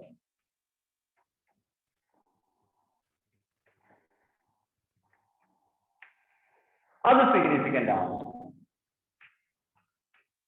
കണ്ടോ, സീറോ ചില്ലറക്കാരനെല്ലാം മനസ്സിലായത് കണ്ടോ? ഇനി നമ്മളിത് എക്സാമ്പിൾ കൂടി ചെയ്യുമ്പോൾ നിങ്ങൾക്ക് മനസ്സിലാവും. നോക്കിക്കേ, സീറോ ചില്ലറക്കാരനല്ല. ഒന്ന് സീറോസ് അല്ലാത്ത എല്ലാം സിഗ്നിഫിക്കന്റ് മക്കളെ. അതിൽ നിങ്ങൾ യാതൊരു ഡൗട്ടും വേണ്ട. സീറോസ് അല്ലാത്ത എല്ലാം സിഗ്നിഫിക്കന്റ്. അത് എനിക്കുണ്ട്. ഇനി സീറോനെ കുറിച്ച് മാത്രം നമുക്ക് ഡൗട്ട്. സ്റ്റാർട്ടിങ്ങിൽ വരുന്ന സീറോസ് ഒന്നും സിഗ്നിഫിക്കന്റ് അല്ല. എൻഡിൽ വരുന്ന സീറോസും സിഗ്നിഫിക്കന്റ് അല്ല. പക്ഷെ എൻഡിൽ വരുന്ന സീറോന്റെ മുന്നിൽ പോയിന്റ് ഉണ്ടെങ്കിൽ അത് സിഗ്നിഫിക്കന്റ് ആണ്. പിന്നെ ട്രാപ്ഡ് സീറോയും സിഗ്നിഫിക്കന്റ് ആണ്. അപ്പൊ ഏതൊക്കെ സീറോസാ സിഗ്നിഫിക്കന്റ്? ട്രാപ്ഡ് സീറോയും എൻഡിന് പോയിന്റോട് കൂടി വരുന്ന സീറോയും സിഗ്നിഫിക്കന്റ് ആണ്. ഇത്രയും കാര്യങ്ങൾ മനസ്സിലായോ? ആരൊക്കെ സിഗ്നിഫിക്കന്റ് ആണ്, ആരൊക്കെ സിഗ്നിഫിക്കന്റ് അല്ല എന്ന് മനസ്സിലായോ? പിന്നെ എങ്ങനെ ക്വസ്റ്റ്യൻ അപ്ലൈ ചെയ്യാന്ന് ഞാൻ പറഞ്ഞുതരാം. ഇത് ആരൊക്കെ സിഗ്നിഫിക്കന്റ് ആണ്, ആരൊക്കെ സിഗ്നിഫിക്കന്റ് അല്ല എന്ന് മനസ്സിലായോ? ഈ റൂൾ വെച്ചിട്ട്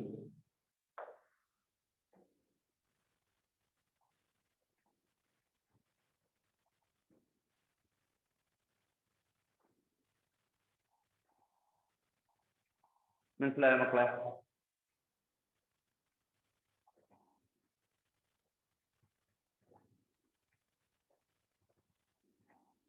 ഓക്കെ ആണോ? സെറ്റാണോ? പറയൂ.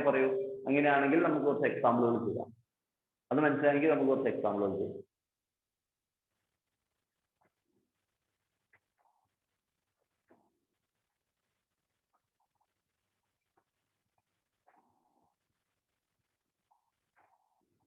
ഓക്കെ അല്ലേ?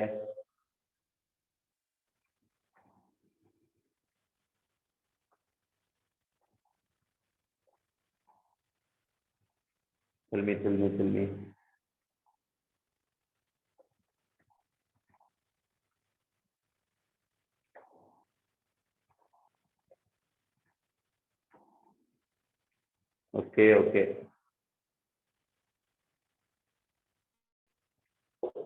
Okay. അപ്പൊ അത് എഴുതിയെടുത്തല്ലോ അല്ലെ? നിങ്ങളെല്ലാവരും എഴുതിയെടുത്തില്ല?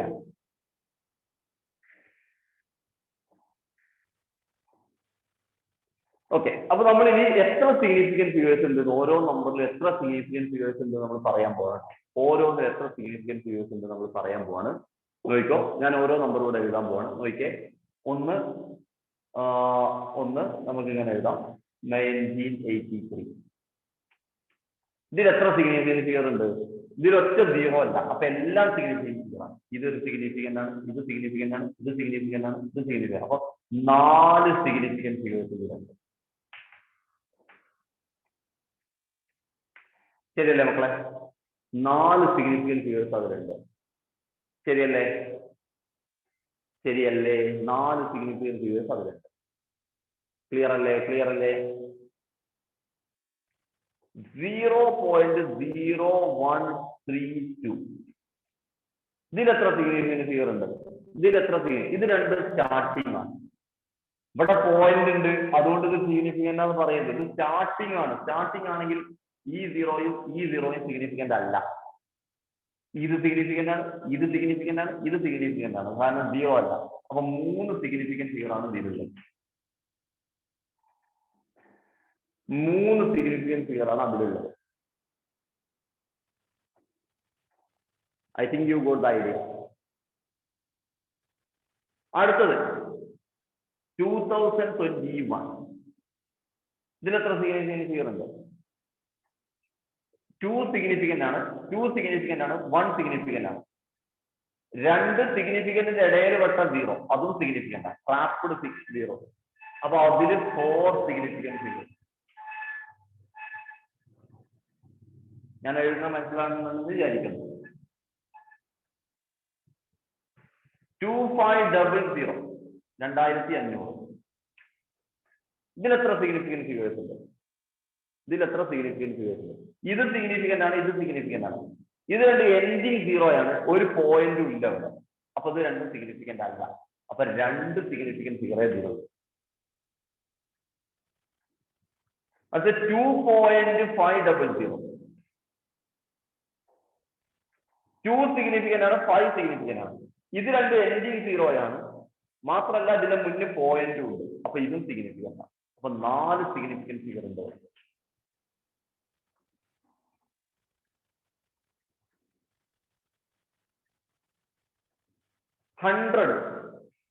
ഇതിലെത്ര സിഗ്നിഫിക്കന്റ് ഫിഗർ ഉണ്ട്? 100. 1 സിഗ്നിഫിക്കന്റ് ആണ്, പക്ഷെ 0 എന്ന് പറയുന്നത് എൻഡിങ് ആണ്, ഒരു പോയിന്റും ഇല്ല. അപ്പൊ സിഗ്നിഫിക്കന്റ് അല്ല. അപ്പൊ ഒരു സിഗ്നിഫിക്കന്റ് ഫിഗർ.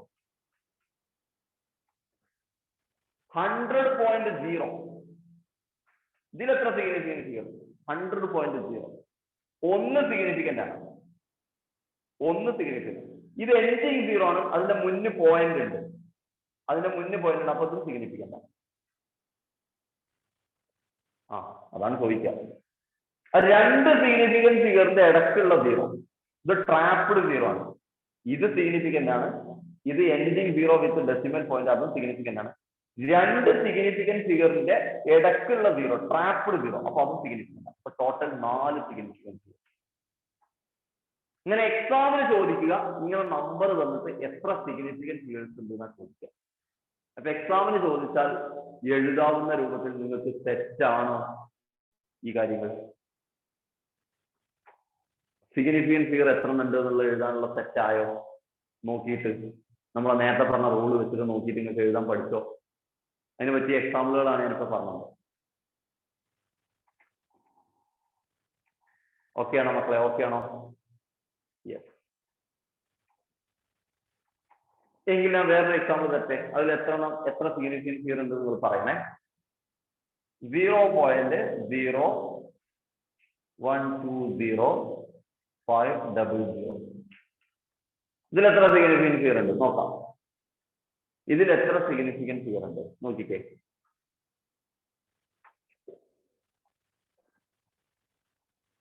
നോട്ടെ, നിങ്ങളുടെ ആൻസറുകളൊക്കെ ഒന്ന് പറയട്ടെ. നിങ്ങൾക്ക് എങ്ങനെയാ മനസ്സിലായത് നോക്കാൻ വേണ്ടിയിട്ടാണ്. നിങ്ങളുടെ ആൻസറുകളൊക്കെ ഒന്ന് പറയും.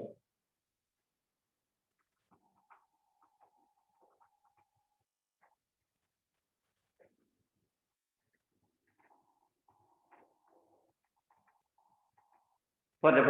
എത്ര സിഗ്നിഫിക്കന്റ് ഫിഗർ ഉണ്ട് മക്കളെ? പറഞ്ഞോ, എത്ര സിഗ്നിഫിക്കന്റ് ഫിഗർ ഉണ്ട്? 6 എന്ന് പറയുന്ന നൗറിൻ, 6 എന്ന് പറയുന്നു അമയ, 6 എന്ന് പറയുന്നു മറുവ. പോരട്ടെ. മിസ്ബാഹ് പറയുന്നു 6 എന്നാണെന്ന്, അഞ്ചിത് പറയുന്നു, മിന്ന പറയുന്നു 6. നോക്കാം നമുക്ക്. ഇത് രണ്ടും സിഗ്നിഫിക്കന്റ് അല്ല, കാരണം സ്റ്റാർട്ടിംഗ് ആണ്. ഇത് സിഗ്നിഫിക്കന്റ് ആണ്, ഇത് സിഗ്നിഫിക്കന്റ് ആണ്. 5ഉം സിഗ്നിഫിക്കന്റ് ആണ്. രണ്ടെണ്ണത്തിന്റെ ഇടയിൽപ്പെട്ട 0 അതും സിഗ്നിഫിക്കന്റ് ആണ്. ഇത് എൻഡിങ് 0 വിത്ത് ഡെസിമൽ പോയിന്റ് മുമ്പുണ്ട്, അപ്പൊ അതും significant. 1 2 3 4 5 6. You are correct my dear student. Very good. Nice. Very good. ഇനി ഒരാൾ നിങ്ങളോട് ചോദിക്കുകയാണ് 6.022 into 10⁻23. നിങ്ങൾ പഠിച്ചാണല്ലോ, അവഗാഡ്രോ നമ്പർ പഠിച്ചാണല്ലോ. ഇതിൽ എത്ര സിഗ്നിഫിക്കന്റ് ഫിഗർ ഉണ്ട് ചോദിക്കുന്നു. ഇതിൽ എത്ര സിഗ്നിഫിക്കന്റ് ഫിഗർ ഉണ്ട് ചോദിച്ചത്. അപ്പൊ ഈ 10⁻23 നിങ്ങൾ തന്നെ ഉണ്ടാ, അതൊന്നും നിങ്ങൾ തന്നെ ഉണ്ടാ. 10⁻, അതൊന്നും നിങ്ങൾ നോക്കണ്ട. നിങ്ങൾ അതിന്റെ മുന്നത്തെ നമ്പർ മാത്രം നോക്കിയാണ്. അപ്പൊ ഇത് സിഗ്നിഫിക്കന്റ് ഫിഗർ ആയിട്ട് എണ്ണണ്ട.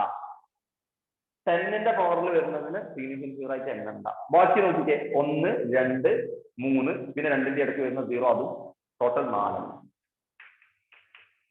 ശരിയല്ലേ മക്കളെ? ശരിയല്ലേ?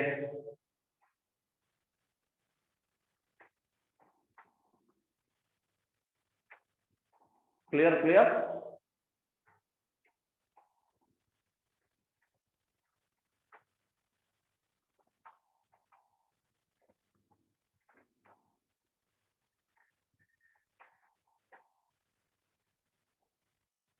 ഓക്കെ, എല്ലാവരും ചെയ്തോ? സെറ്റ്.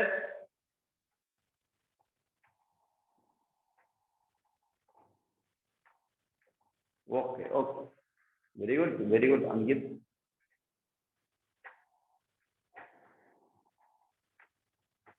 എല്ലാവരും ചെയ്തോ? എല്ലാവരും ഒന്ന് പറയൂ. ഓക്കെ നിഹാല.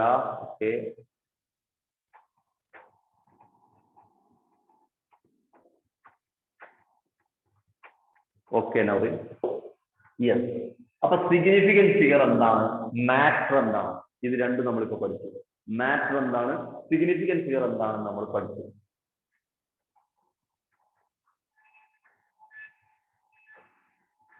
അപ്പൊ എക്സാമ്പിളുകൾ തന്നാൽ നിങ്ങൾ സിഗ്നിഫിക്കന്റും ഒക്കെ നിങ്ങൾ എഴുതും. മാറ്റർ എന്ന് പറഞ്ഞാൽ എല്ലാ വസ്തുവിനെയും നമുക്ക് മാറ്റർ എന്ന് പറയാം. ഇനി നമ്മൾ പഠിക്കാൻ പോകുന്നത് കെമിസ്ട്രിയിൽ നിങ്ങൾക്ക് അറിയാം, കുറെ റിയാക്ഷൻസിനെ കുറിച്ച് നമ്മൾ പഠിക്കും. ഒരുപാട് റിയാക്ഷൻസിനെ കുറിച്ച് പഠിക്കും. 2 എലമെന്റ്സ് കമ്പൈൻ ചെയ്യുന്നതും, ഇങ്ങനെ റിയാക്ഷൻസിലൂടെയാണ് മൊത്തം ഈ ലോകം തന്നെ ഉണ്ടാവുന്നത്. ഇപ്പൊ നിങ്ങൾ കഴിക്കുന്ന സാധാരണ നിങ്ങൾ ഇന്ന് കഴിക്കാൻ പോകുന്ന പത്തിരി ആണെങ്കിലും പുട്ടാണെങ്കിലും, നിങ്ങൾ ഉച്ചയ്ക്ക് പെരുന്നാളിന് സമയത്തൊക്കെ കഴിച്ച ബിരിയാണി ആണെങ്കിലും പായസമാണെങ്കിലും ഒക്കെയും എല്ലാം റിയാക്ഷനിലൂടെ ഉണ്ടായതാണ്. അല്ലാന്ന് നിങ്ങൾക്ക് പറയാൻ പറ്റും. എല്ലാ റിയാക്ഷനിലൂടെ ഉണ്ടായതാണ്. ഇപ്പൊ പത്തിരി ഉണ്ടാകുമ്പോൾ അതിന് പൊടി കുഴക്കുന്നത്, അതിലേക്ക് വെള്ളം ചേർക്കണം. വെള്ളം ഇതുമായിട്ട് റിയാക്ട് ചെയ്യണം, അപ്പോഴാണ് സംഭവിക്കുക. വെള്ളത്തിന് കാര്യങ്ങളൊന്നും മണ്ണെണ്ണ എത്ര എങ്ങനെ ഉണ്ടാവും? പത്തിരി തിന്നാൻ പറ്റുമോ? ഇല്ല. കാരണം അത് അതിനനുസരിച്ച് നിൽക്കില്ല. അപ്പൊ ഓരോന്നിനും ഓരോ റിയാക്ഷൻ ഉണ്ട്. അപ്പൊ നിങ്ങളുടെ ജീവിതത്തിൽ മൊത്തം റിയാക്ഷൻ ആണ് മക്കൾ. ജീവിതത്തിൽ മൊത്തം റിയാക്ഷൻ, മൊത്തം ആളുകൾ കമ്പൈൻ ചെയ്യുകയാണ്. ആ എലമെന്റ്സ് തമ്മിൽ കമ്പൈൻ ചെയ്യാം. നിങ്ങൾക്ക് എന്തെങ്കിലും ഉണ്ടാക്കണമെങ്കിൽ അതൊക്കെയും ഞാൻ ഏറ്റവും എളുപ്പത്തിൽ എക്സാമ്പിൾ പറഞ്ഞാൽ നിങ്ങൾ അടുക്കളയിലുള്ള എക്സാമ്പിൾ കോമ്പിനേഷൻ ആണ്. കോമ്പിനേഷൻ. അപ്പൊ കെമിസ്ട്രിയിൽ ഇഷ്ടം പോലെ കോമ്പിനേഷൻ നടക്കുന്നതാണ് കെമിസ്ട്രിയായിട്ട് ബന്ധപ്പെട്ടതാണ്. അപ്പൊ ഇഷ്ടം പോലെ കോമ്പിനേഷൻ നടക്കുന്നുണ്ട്.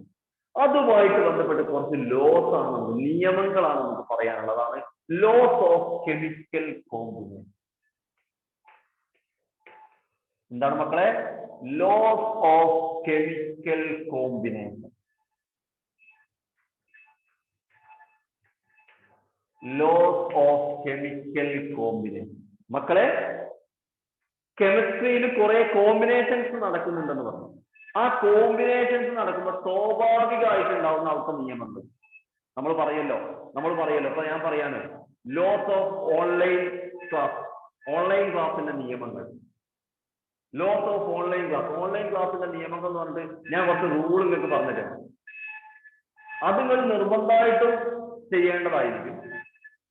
പക്ഷെ ആ നിയമങ്ങൾ എന്ന് പറഞ്ഞാല് നിങ്ങൾ ചെയ്തിട്ടില്ലെങ്കിൽ കിട്ടൂല എന്ന് പറഞ്ഞപ്പോ ഒരു എക്സാമ്പിൾ പറയാം. ഓൺലൈൻ ക്ലാസ്സിന്റെ നിയമം നിർബന്ധമായിട്ട് ഉണ്ടാവേണ്ടുന്ന ലോസ് എന്തൊക്കെയാ? ഒന്ന്, നിങ്ങൾക്ക് മൊബൈൽ വേണം ഓൺലൈൻ ക്ലാസ് കേൾക്കണമെങ്കിൽ, അല്ലെങ്കിൽ അതുമായിട്ട് ബന്ധപ്പെട്ട എന്തെങ്കിലും ഡിവൈസ് വേണം, ലാപ്പോ എന്തെങ്കിലും ഉണ്ടാവും. മറ്റൊന്ന് നെറ്റ് വേണം, മറ്റൊന്ന് നിങ്ങൾ വേണം ക്ലാസ്സിൽ ഇരിക്കാൻ. അപ്പൊ ഓൺലൈൻ ക്ലാസ്സിൽ ഉണ്ടാവേണ്ടുന്ന കണ്ടീഷൻ, ഓൺലൈൻ ക്ലാസ്സിൽ ഉണ്ടാകുന്ന നിയമങ്ങൾ എന്ന് പറഞ്ഞാൽ അത് പ്രത്യേകം നിങ്ങൾ ഇങ്ങനെ വന്നിരുന്നിട്ട് നെറ്റ് വേണം എന്ന് പറഞ്ഞാൽ 3-4 പ്രാവശ്യം വന്നാൽ നെറ്റ് ഉണ്ടാവില്ല, നെറ്റ് കേൾക്കണം. അത് ഓൾറെഡി ഉള്ള നിയമമാണ്. അതേപോലെ കെമിസ്ട്രിയിൽ കോമ്പിനേഷൻ നടക്കണമെങ്കിൽ, റിയാക്ഷൻസ് നടക്കണമെങ്കിൽ കുറച്ച് നിയമങ്ങൾ, ആ നിയമങ്ങൾ നടന്നാലേ, അല്ലെങ്കിൽ ആ നിയമങ്ങൾ ഉണ്ട്, അപ്പോഴാണ് ആ റിയാക്ഷൻ നടക്കുന്നത്. പക്ഷേ 5 നിയമങ്ങളാണ് നമുക്ക് പഠിക്കാനുള്ളത്. വളരെ ഇൻട്രസ്റ്റിംഗ് ആയിട്ടുള്ള 5 നിയമങ്ങൾ. Very very happy, very very interesting, very very enthusiastic 5 നിയമങ്ങളാണ് നമുക്ക് പഠിക്കേണ്ടത്. അതിൽ ഒന്നാമത്തെ നിയമം എന്ന് പറയുന്നത് law of conservation of mass.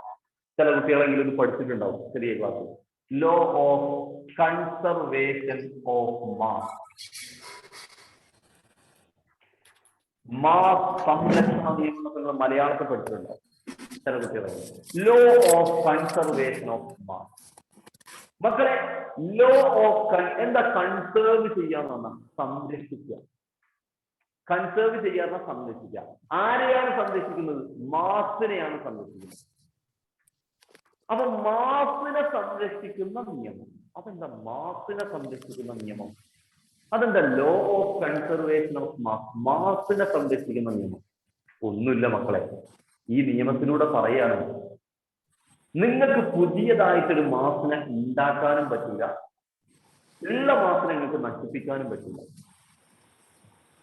Mass ഭൂമിയിലുണ്ട്, അത് ഒരു ഭാഗത്തുനിന്ന് ഒരു ഭാഗത്തേക്ക് കൊണ്ടുവരാം. ഇപ്പൊ പത്തിരിപ്പൊടി എന്ന് പറയുന്ന ആ പത്തിരിപ്പൊടിയുടെ മാസിനെ നിങ്ങൾക്ക് എന്താക്കി മാറ്റാം? പത്തിരിയാക്കി മാറ്റാം. ആ പൊടിയെ നിങ്ങൾക്ക് പത്തിരിയായി, ആ മാസിനെ ഒരു ഭാഗത്തുനിന്ന് മറ്റൊരു ഭാഗത്തേക്ക് ഉണ്ടാവും. പക്ഷെ മാസിനെ നശിപ്പിക്കാനോ പുതിയതായിട്ട് ഉണ്ടാക്കാനോ പറ്റില്ല. അപ്പൊ ഞാനിത് പഠിപ്പിച്ചപ്പോ ഒരു സ്റ്റുഡന്റ് എന്നോട് ചോദിച്ചു, സാർ ഞങ്ങളെ വീട്ടിൽ ആശാരി വരുന്നത്, ആശാരി പിന്നെ എന്താണ് പറയാ, പലകളൊക്കെ ചേർത്തിട്ട് പുതിയൊരു ടേബിൾ ഉണ്ടാക്കി തന്നു. അപ്പൊ അതൊരു മാസല്ലേ? അപ്പൊ പുതിയതായിട്ട് ആശാരി മാസ് ഉണ്ടാക്കിയത്. അപ്പൊ ഞാൻ ആ കുട്ടിയോട് ചോദിച്ചു, നീ ആ ടേബിൾ ചെന്നിട്ട് ചവിട്ടി അങ്ങ് പൊളിച്ചു. അപ്പൊ ആ ടേബിൾ പൊളിച്ചില്ലേ, നശിപ്പിച്ചില്ലേ? അപ്പൊ സാറല്ലേ പറഞ്ഞത് മാസിനെ പുതിയതായിട്ട് ഉണ്ടാക്കാനും പറ്റില്ല, നശിപ്പിക്കാനും പറ്റില്ല. അപ്പൊ ഞാൻ പറഞ്ഞു, ഈ ആശാരി ഉണ്ടാക്കിയത് ഭൂമി പിന്നെ എങ്ങനെ എന്തോ മന്ത്രജാലത്തിന് എടുത്ത പലകയല്ലല്ലോ. ടേബിൾ ഉണ്ടാക്കാൻ എടുത്ത പലക എന്തോ മന്ത്രജാലത്തിന് എടുത്തതല്ലല്ലോ. അവിടെ ഓൾറെഡി ഭൂമിയിലുള്ള പലകയാണ്. ആ പലക ഉണ്ടാകുന്നത് മരത്തുനിന്നാണ്. അപ്പൊ ഭൂമിയിലുള്ള സാധനത്തിനെ തന്നെയാണ് ഉണ്ടാക്കിയത് നിങ്ങൾ ടേബിൾ ആക്കിയത്. അതായത് പുതിയതായിട്ട് ഉണ്ടാക്കിയതല്ല ആശാരി. ഇനി നീ ടേബിൾ നശിപ്പിച്ചു എന്ന് പറഞ്ഞാൽ ടേബിളിനെ നശിപ്പിച്ചിട്ടുള്ളൂ, മാസ് നശിപ്പിച്ചിട്ടില്ല. ടേബിളിനെ നശിപ്പിച്ചപ്പോൾ ആ മാസ് വേറെന്തോ ആയിട്ട് മാറും. ടേബിൾ അല്ലാത്ത പല പല വ്യത്യസ്ത കഷ്ണങ്ങളായ പലകകളായിട്ട് മാറും. അപ്പൊ മാസിനെ നശിപ്പിക്കാനും പറ്റൂല, ഉണ്ടാക്കാനും പറ്റൂല. നിങ്ങൾക്ക് മാസിനെ നശിപ്പിക്കാൻ പറ്റും, ഉണ്ടാക്കാൻ പറ്റുന്ന നിങ്ങോട്ട് വരണ്ട. മാസിനെ സംരക്ഷിക്കാൻ ഉണ്ടാക്കാൻ പറ്റില്ല, നശിപ്പിക്കാൻ പറ്റില്ല. ഒന്നിനെ മറ്റൊന്നാക്കി മാറ്റാൻ പറ്റും. അതായത് മാസിനെ സംരക്ഷിച്ചിട്ടുണ്ട്. മാസിനെ നിങ്ങൾക്ക് നശിപ്പിക്കാൻ പറ്റില്ല. അങ്ങനെയല്ല, സംരക്ഷിക്കുക എന്ന് പറഞ്ഞാൽ എന്നെ സംരക്ഷിക്കുക എന്ന് പറഞ്ഞാൽ എനിക്ക് ബോഡി ഗാർഡ്സ് ഉണ്ടാവുക. എന്നെ സംരക്ഷിക്കാൻ എനിക്ക് ബോഡി ഗാർഡ്സ്. അപ്പൊ എന്നെ നശിപ്പിക്കാനും പറ്റില്ല, എന്നെ പുതിയതായിട്ട് ഉണ്ടാക്കാനും പറ്റില്ല, എന്നെ ഒന്നും ചെയ്യാൻ പറ്റില്ല. അതാണ് എന്റെ സംരക്ഷണം. അതേപോലെ മാസിന് ഒന്നും ചെയ്യാൻ പറ്റില്ല. മാസിന് ബോഡി ഗാർഡ്സ് ഉണ്ട്. എന്താണ് മാസ് സംരക്ഷണ നിയമം? The law states that. The law states that. എന്താ ലോ പറയുന്നത്? Law of conservation of mass പറയുന്നത് the law states that mass can neither be created. Mass can neither be created. Neither be created nor be destroyed. Mass can neither be created nor be destroyed. That's the law of conservation of mass. മാസിനെ നിങ്ങൾക്ക് create ചെയ്യാനും പറ്റൂല, destroy ചെയ്യാനും പറ്റൂല. പറഞ്ഞ scientist ആരാന്നറിയോ? ഈ പറഞ്ഞ scientist ആരാന്നറിയോ? നിങ്ങൾക്ക് ഇത്രയും മഹത്തായ ഒരു ലോ പറഞ്ഞു തന്ന, നിങ്ങൾ ഇത് പഠിക്കാൻ കാരണക്കാരനായ ആ നമ്മുടെ സന്തോഷവാനായ ആ സയന്റിസ്റ്റ് ആരാന്നറിയോ? The law proposed by. The law proposed by Antoine Lavoisier. Antoine Lavoisier നിങ്ങൾ കേട്ടിട്ടുണ്ടാവും. ലാവോയിസിയർ എന്നാണ് എഴുതുക, ലാവോയിസിയർ എന്നാണ് എഴുതുക, വായിക്കുക ലാവോസിയെ. അൻജോയിൻ ലാവോസിയെ. അപ്പൊ എക്സാമിന് ചോദിക്കും. എക്സാമിന് എന്താ, ഞാൻ ഓരോ ടോപ്പിക് പറയുമ്പോഴും എക്സാമിന് എങ്ങനെയാ ക്വസ്റ്റ്യൻ ചോദിക്കാന്ന് പറയുന്നുണ്ട്. നിങ്ങൾ ഫസ്റ്റ് ശ്രദ്ധിച്ചിട്ടുണ്ടെങ്കിൽ മനസ്സിലായില്ല. അപ്പൊ ഇതിന്ന് എക്സാമിന് എങ്ങനെയാ ചോദിക്കാന്നറിയോ? State the law of conservation of mass. Law of conservation of mass state ചെയ്യാൻ പറ്റും. സ്റ്റേറ്റ് ചെയ്യാറുന്ന പ്രസ്താവിക്കുക, പറയുക, എഴുതുക. അത് ഏതാണ്? State the law of conservation of mass ആണ്. Mass can neither be created nor be destroyed Antoine Lavoisier. അപ്പൊ ഒരു റിയാക്ഷൻ നടക്കുമ്പോ, ഒരു കെമിസ്ട്രിയിൽ ഒരു റിയാക്ഷൻ നടക്കുമ്പോ അവിടെ പുതിയതായിട്ടൊരു മാസ് ഉണ്ടാവുന്നില്ല, അവിടെ ഉള്ള മാസ് നശിക്കുന്നുമില്ല. അതാണ് ഇയാൾ പറയുന്നത്. റിയാക്ഷൻസ് അങ്ങനെ നടക്കുന്നുണ്ടാവാം, ഒരുപാട് റിയാക്ഷൻസ് നടക്കുന്നുണ്ടാവാം. നിങ്ങൾ ബിരിയാണി ഉണ്ടാക്കുന്ന, നിങ്ങൾ പത്തിരി ഉണ്ടാക്കുന്ന, നിങ്ങൾ കേക്ക് ഉണ്ടാക്കുന്നുണ്ടാവാം. ഈ കെമിസ്ട്രിയിൽ വെച്ച് പറയുകയാണെങ്കിൽ അമോണിയ ഉണ്ടാകുന്നുണ്ടാവും, വെള്ളം ഉണ്ടാകുന്നുണ്ടാവാം, ഒരുപാട് reactions നടക്കുന്നുണ്ടാവാം.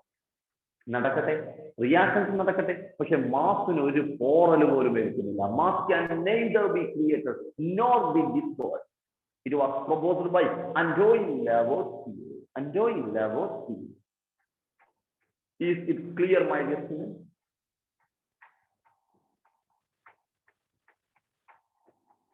Is it clear?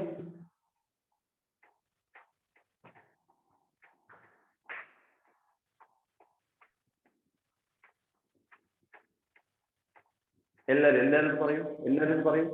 Is it clear? എഴുതിയെടുക്കുകയും ചെയ്യണേ.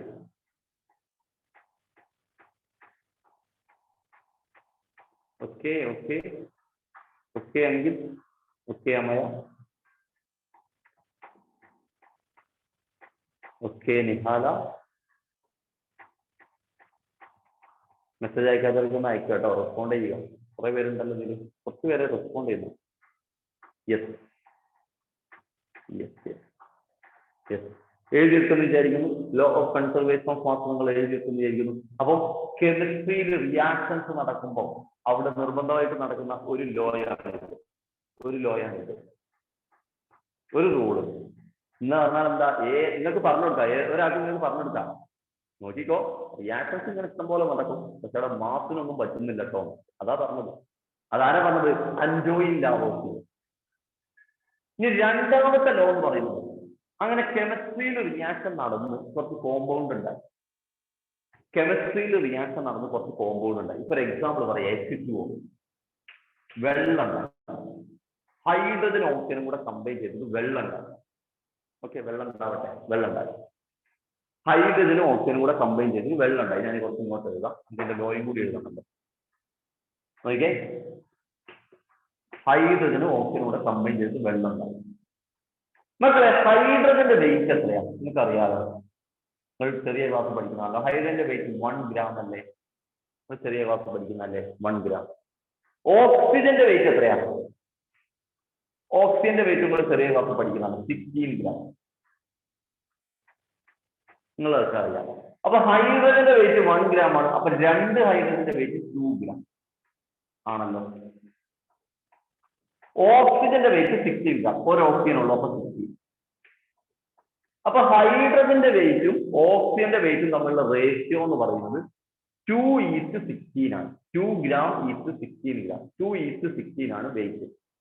അഥവാ അതിനെ ആ റേഷ്യോനെ ചെറുതാക്കുകയാണെങ്കിൽ 2നെ 2 കൊണ്ട് ഡിവൈഡ് ചെയ്താൽ 1, 16നെ 2 കൊണ്ട് ഡിവൈഡ് ചെയ്താൽ 8. 1:8 എന്ന് പറയുന്ന റേഷ്യോയിലാണ് H2 ഉണ്ടാവുക. ഈ റേഷ്യോ വെച്ചിട്ട് നമുക്ക് ഏത് എഴുതാം. ഇപ്പൊ 1:8 വെച്ചുള്ള റേഷ്യോ വെച്ചിട്ട് ഏത് എഴുതാം. അതായത് ഇപ്പൊ 2:16. 2നെ 2 കൊണ്ട് ഇൻറ്റു ചെയ്താൽ 4 ആവും. 16നെ 2 കൊണ്ട് ഇൻറ്റു ചെയ്താൽ 32 ആവും. അപ്പൊ 14:32. 4:32. അതൊരു റേഷ്യോ ആണ്. ഇനി 1നെ 2 കൊണ്ട് ഡിവൈഡ് ചെയ്താൽ 1/2 ആവും. 8നെ 2 കൊണ്ട് ഡിവൈഡ് ചെയ്താൽ 4 ആവും. അപ്പൊ 1/2:4. അതും ഒരു റേഷ്യോ ആണ്. അപ്പൊ ബേസിക് റേഷ്യോ എന്ന് പറയുന്നത് 1:4 ആണ്. അഥവാ വെള്ളം ഉണ്ടാവണമെങ്കിൽ, വെള്ളം ആവണമെങ്കിൽ, H2O ആവണമെങ്കിൽ അതിന്റെ റേഷ്യോ എന്ന് പറയുന്നത് 1:8 ആയിരിക്കും. ആര് തമ്മിലുള്ള റേഷ്യോ? ഹൈഡ്രജനും ഓക്സിജനും തമ്മിലുള്ള റേഷ്യോ 1:8 ആയിരിക്കും. ആ റേഷ്യോയിൽ ചേർന്നാലേ അത് വെള്ളമാവും. നിങ്ങൾ പറയണേ കുറെ കാലം 1:8, ഞാൻ ഇവിടെ 1:10 ആക്കാം. കുറച്ച് ചെറിയ വ്യത്യാസം. 1:10 ആക്കാം. പറ്റൂല. അപ്പൊ അത് വെള്ളമല്ല. വെള്ളമാവണമെങ്കിൽ അത് 1:8 ആവണം. എന്ന് മാത്രമല്ല, ഏത് നാട്ടിലെ വെള്ളം എടുത്താലും അത് 1:8 ആയിരിക്കും. നിങ്ങൾ ജപ്പാനിൽ കൊണ്ടുപോയി വെള്ളം കൊണ്ടുവന്നാലും, നിങ്ങൾ പിന്നെ അമേരിക്കയിൽ നിന്ന് വെള്ളം കൊണ്ടുവന്നാൽ, നിങ്ങൾ സ്പെയിൻ, അർജന്റീനയിൽ നിന്ന്, ബ്രസീലിൽ നിന്ന് എവിടുന്ന് വെള്ളം കൊണ്ടുവന്നാലും, നിങ്ങൾ അമേരിക്ക, കോഴിക്കോട്, കണ്ണൂരിൽ നിന്ന്, തിരുവനന്തപുരത്ത് നിന്ന് എവിടുന്ന് വെള്ളം കൊണ്ടുവന്നാലും, നിങ്ങളെ വീട്ടിലെ വെള്ളം എവിടുത്തെ വെള്ളം ആയിക്കോട്ടെ, അതിൽ ഹൈഡ്രജന്റെ വെയിറ്റ് 1ഉം ഓക്സിജന്റെ വെയിറ്റ് 8. ആ റേഷ്യോയിലായിരിക്കും. 1:8 എന്ന് പറയുന്ന റേഷ്യോയിലായിരിക്കും. ആ റേഷ്യോ അല്ലെങ്കിൽ അത് വെള്ളമല്ല, നമ്മൾ പറയില്ല. അപ്പൊ കെമിസ്ട്രിയിൽ റിയാക്ഷൻസ് നടന്നിട്ട് കോമ്പൗണ്ട് ഉണ്ടാവുന്നു. ആ കോമ്പൗണ്ടിൽ എലമെന്റ്സ് തമ്മിൽ ഒരു ഫിക്സഡ് റേഷ്യോയിലായിരിക്കും. എന്താ പറഞ്ഞത്? കോമ്പൗണ്ട് ഉണ്ടാവുമ്പോൾ ആ കോമ്പൗണ്ടിന് എലമെന്റ്സ് തമ്മിൽ ഒരു ഫിക്സഡ് റേഷ്യോയിലായിരിക്കും. നമ്മൾ അടുക്കളയിൽ പറയില്ല മക്കളെ, ഇപ്പൊ ബിരിയാണി ആവണമെങ്കിൽ, നല്ല സൂപ്പർ ബിരിയാണി ആവണമെങ്കിൽ അതിന് കറക്റ്റ് റേഷ്യോ വന്നത്. അനുപാതം, റേഷ്യോ എന്ന് പറഞ്ഞാൽ അനുപാതം. ഇത്ര ചോറിക്ക് ഇത്ര നെയ്യ്, ഇത്ര ബീഫ്, ഇത്ര അളവ് കൃത്യമായി കഴിഞ്ഞാൽ സൂപ്പർ പെർഫെക്റ്റ് ബിരിയാണി ആയിരിക്കും. അല്ലെങ്കിൽ അത് ബിരിയാണി എന്നൊക്കെ വിളിക്കുക, അങ്ങനെയൊക്കെ പറയും. കേക്കുകളുടെ കാലമാണ്. ലോക്ക്ഡൌൺ ഒക്കെ വന്ന പോലെ ഇഷ്ടം പോലെ ആളുകൾ കേക്ക് ഉണ്ടാക്കണം. ഒരു കേക്ക് പെർഫെക്റ്റ് കേക്ക് ആണെങ്കിൽ അതിലേക്ക് കറക്റ്റ് അളവ് അല്ലേ, ഇത്ര ആ കപ്പ് കറക്റ്റ് തന്നെ എടുക്കാന്നൊക്കെ പറഞ്ഞ് പഠിച്ചിട്ടുണ്ടോ? അത് അങ്ങനെ അല്ലെങ്കിൽ അത് മാറും. കേക്ക് അല്ലാതെ മാറും, അളവ് തെറ്റും. അപ്പൊ കേക്ക് ടേസ്റ്റ് ഉണ്ടാവില്ല. അതിനെ പിന്നെ കേക്ക് കറക്റ്റ് കേക്ക് എന്ന് വിളിക്കാൻ പറ്റില്ല. അപ്പൊ കറക്റ്റ് കേക്ക് ആണെങ്കിൽ കറക്റ്റ് റേഷ്യോ ഉണ്ട്. അതേപോലെ വെള്ളമാണെങ്കിൽ കറക്റ്റ് റേഷ്യോ ഉണ്ട്. ആര് തമ്മിലുള്ള റേഷ്യോ? എലമെന്റ്സ് തമ്മിലുള്ള റേഷ്യോ. കേക്ക് ഉണ്ടാക്കുമ്പോൾ ആര് തമ്മിലുള്ള റേഷ്യോ? അതിക്കെടുക്കുന്ന മുട്ട, അതിക്കെടുക്കുന്ന മൈദ, അതിലേക്കെടുക്കുന്ന നെയ്യ്, ഇത് തമ്മിലുള്ള റേഷ്യോ. മനസ്സിലായിണ്ടാവും വിചാരിക്കുന്നു. ഒരു എക്സാമ്പിൾ കൂടെ പറഞ്ഞാൽ ക്ലിയർ ആയിട്ട് മനസ്സിലാവും. H2O പോലെ തന്നെ ഉള്ള ഒരാളാണ്, വെള്ളം പോലെ തന്നെ മറ്റൊരാളാണ് H2O2, hydrogen peroxide. Hydrogen peroxide നമ്മൾ ഈ കുഴിനകൊക്കെ ഉണ്ടാകുമ്പോൾ അതിനൊഴിക്കുന്ന ഒരു ആന്റിസെപ്റ്റിക്കാണ്. ഹൈഡ്രജൻ പെറോക്സൈഡ് എന്ന് പറഞ്ഞാൽ ഒരു മരുന്നാണ്. മരുന്നും കൂടിയായിട്ട് ഉപയോഗിക്കുന്ന സാധനമാണ് ഹൈഡ്രജൻ പെറോക്സൈഡ്. നോക്കിയേ, ഇത് H2O, ഇത് H2O2. വലിയ വ്യത്യാസമൊന്നും ഇല്ലല്ലോ. നോക്കിയേ, ഈ H2O2 എത്ര വെയിറ്റ്? H2 എന്ന് പറഞ്ഞാൽ 2 gram. ഓക്കെ. O2 എന്ന് പറഞ്ഞാലോ, ഓക്സിജന്റെ 16 ആണ്. അപ്പൊ O2 എന്ന് പറഞ്ഞാൽ 32 gram. അപ്പൊ ഇതിനെ ചെറുതാക്കുമ്പോ 2നെ 2 കൊണ്ട് ഡിവൈഡ് ചെയ്താൽ 1. O2നെ 2 കൊണ്ട് ഡിവൈഡ് ചെയ്താൽ 32നെ 2 കൊണ്ട് ഡിവൈഡ് ചെയ്താൽ 16. മക്കളെ ഇതൊരു എക്സാമ്പിൾ ആണ്. മക്കളെ H2O-ന് 1:8 ആണ് റേഷ്യോ. H2O2-ന് 1:16 ആണ് റേഷ്യോ. കണ്ടോ, റേഷ്യോ മാറിയപ്പോ ആളും മാറും. അപ്പൊ നിങ്ങൾക്ക് ഹൈഡ്രജൻ പെറോക്സൈഡ് കിട്ടണമെങ്കിൽ 1:16 ആണ് റേഷ്യോ. വെള്ളം കിട്ടണമെങ്കിൽ 1:8 ആണ് റേഷ്യോ. കണ്ടോ, റേഷ്യോ ജസ്റ്റ് ഒന്ന് മാറിയപ്പോൾ ആളെന്നെ മാറും. അപ്പൊ റേഷ്യോ മാറിയാൽ കോമ്പൗണ്ട് മാറും. അഥവാ ഒരു കോമ്പൗണ്ടിൽ ഒരു ഫിക്സഡ് റേഷ്യോ ആയിരിക്കുന്നുണ്ടാവുക. ഒരൊറ്റ എക്സാമ്പിൾ എഴുതിയാൽ ഈ ഒരൊറ്റ എക്സാമ്പിൾ എടുത്ത് നിങ്ങൾക്ക് പറയാൻ പറ്റും. ഒരു കോമ്പൗണ്ടിൽ അതിലെ എലമെന്റ്സ് തമ്മിൽ ഒരു ഫിക്സഡ് റേഷ്യോ ആയിരിക്കുന്നുണ്ടാവുക. അഥവാ രണ്ടാമത്തെ ഈ ലോയെ വിളിക്കുന്ന പേരാണ് law of definite proportion. Law of definite proportion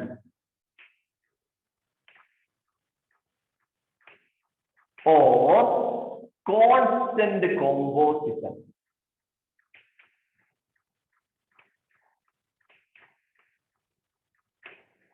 Definite proportion അഥവാ constant composition.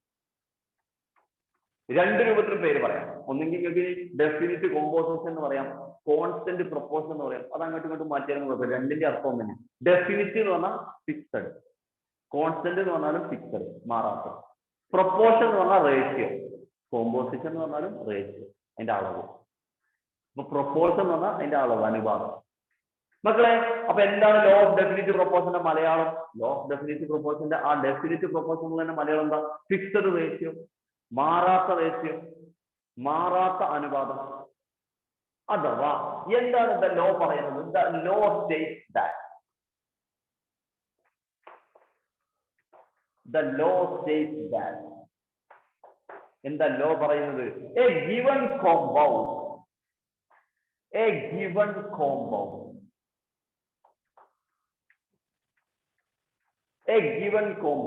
always contains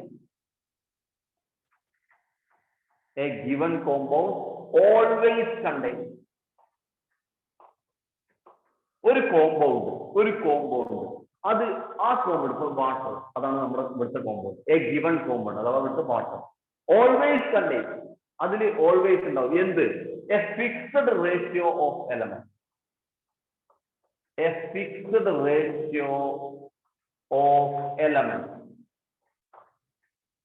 elements ഒരു ഫിക്സഡ് റേഷ്യോയിലായിരിക്കും. By its weight. അത് ഇമ്പോർട്ടന്റ് ആയിട്ട് പറയണം. ഏത് വെച്ചിട്ടാണ് നമ്മൾ ഫിക്സഡ് റേഷ്യോ പറയുന്നത്? വെയിറ്റ് വെച്ചിട്ടാണ്, അല്ലാണ്ട് നമ്പർ വെച്ചിട്ടോ വോളിയം വെച്ചിട്ടോ ഒന്നല്ല, വെയിറ്റ് വെച്ചിട്ടാണ് നമ്മൾ റേഷ്യോ പറയുന്നത്. ആ വെയിറ്റ് വെച്ചിട്ട് ഈ ലോ പറയുന്നതാണ് ഡെഫിനിറ്റ് പ്രൊപ്പോർഷൻ. മനസ്സിലായിട്ടുണ്ടാവും വിചാരിക്കുന്നു. ഒന്ന് എക്സാമ്പിൾ പറയുകയാണെങ്കിൽ, ഒരു വെള്ളം നിങ്ങളുടെ കയ്യിലുണ്ടെങ്കിൽ വെള്ളത്തിൽ ഹൈഡ്രജന്റെയും ഓക്സിജന്റെയും റേഷ്യോ ഫിക്സഡ് ആയിരിക്കും. ഒരു ബിരിയാണി നിങ്ങളുടെ കയ്യിലുണ്ടെങ്കിൽ ബിരിയാണിയിൽ അതിൽ ചേർത്ത മസാലകളുടെയും അരിയുടെയും റേഷ്യോ ഒരു ഫിക്സഡ് ആയി. അങ്ങനെയാണെങ്കിലാണ് പെർഫെക്റ്റ് ബിരിയാണി. ഇതേപോലെ ഇതാണ് മക്കളെ ലോ ഓഫ് ഡെഫിനിറ്റ് പ്രൊപ്പോർഷൻ എന്ന് പറയാം. ഇപ്പൊ നിങ്ങളാണെങ്കിൽ നിങ്ങൾ കറക്റ്റ് ഒരു ഡെഫിനിറ്റ് പ്രൊപ്പോർഷൻ ഉണ്ടാവും. ഞാനാണെങ്കിൽ എന്നിൽ വന്നുള്ള കാര്യങ്ങളെല്ലാം ഡെഫിനിറ്റ് പ്രൊപ്പോർഷനിലായിരിക്കും. അതിൽ എന്തെങ്കിലും വ്യത്യാസം വന്നാൽ എന്റെ ഷേപ്പ് തന്നെ മാറും, എന്റെ രൂപം തന്നെ മാറും, എന്റെ ഭാവം തന്നെ മാറും. എന്തെങ്കിലും അസുഖം വന്നാൽ മതി, അതിന്റെ ഭാവം മാറും. അപ്പൊ കറക്റ്റ് റേഷ്യോയിൽ പോയാലേ ഒരു കോമ്പൗണ്ട് കൃത്യമായിട്ട് കിട്ടും. അതാണ് പറയുന്നത്. അഥവാ a given compound always contains a fixed ratio of elements by its weight. Example, H2O. In H2O, ratio between hydrogen and oxygen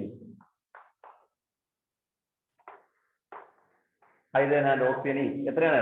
H2O ലുള്ള റേഷ്യോ എന്ന് പറഞ്ഞാൽ 2:16, which is equal to 1:8. ഇത് മാറൂല, അതാണ് ഫിക്സഡ് റേഷ്യോ എന്ന് പറയുന്നത്. ഇത് മാറൂല, 1:8 മാറില്ല. നിങ്ങൾക്ക് പറയാം മാറ്റാലോ, മാറ്റിക്കൂടെ? ഞാൻ 2:8 തന്നെ മാറ്റിക്കോ, അപ്പൊ കോമ്പൗണ്ട് മാറും.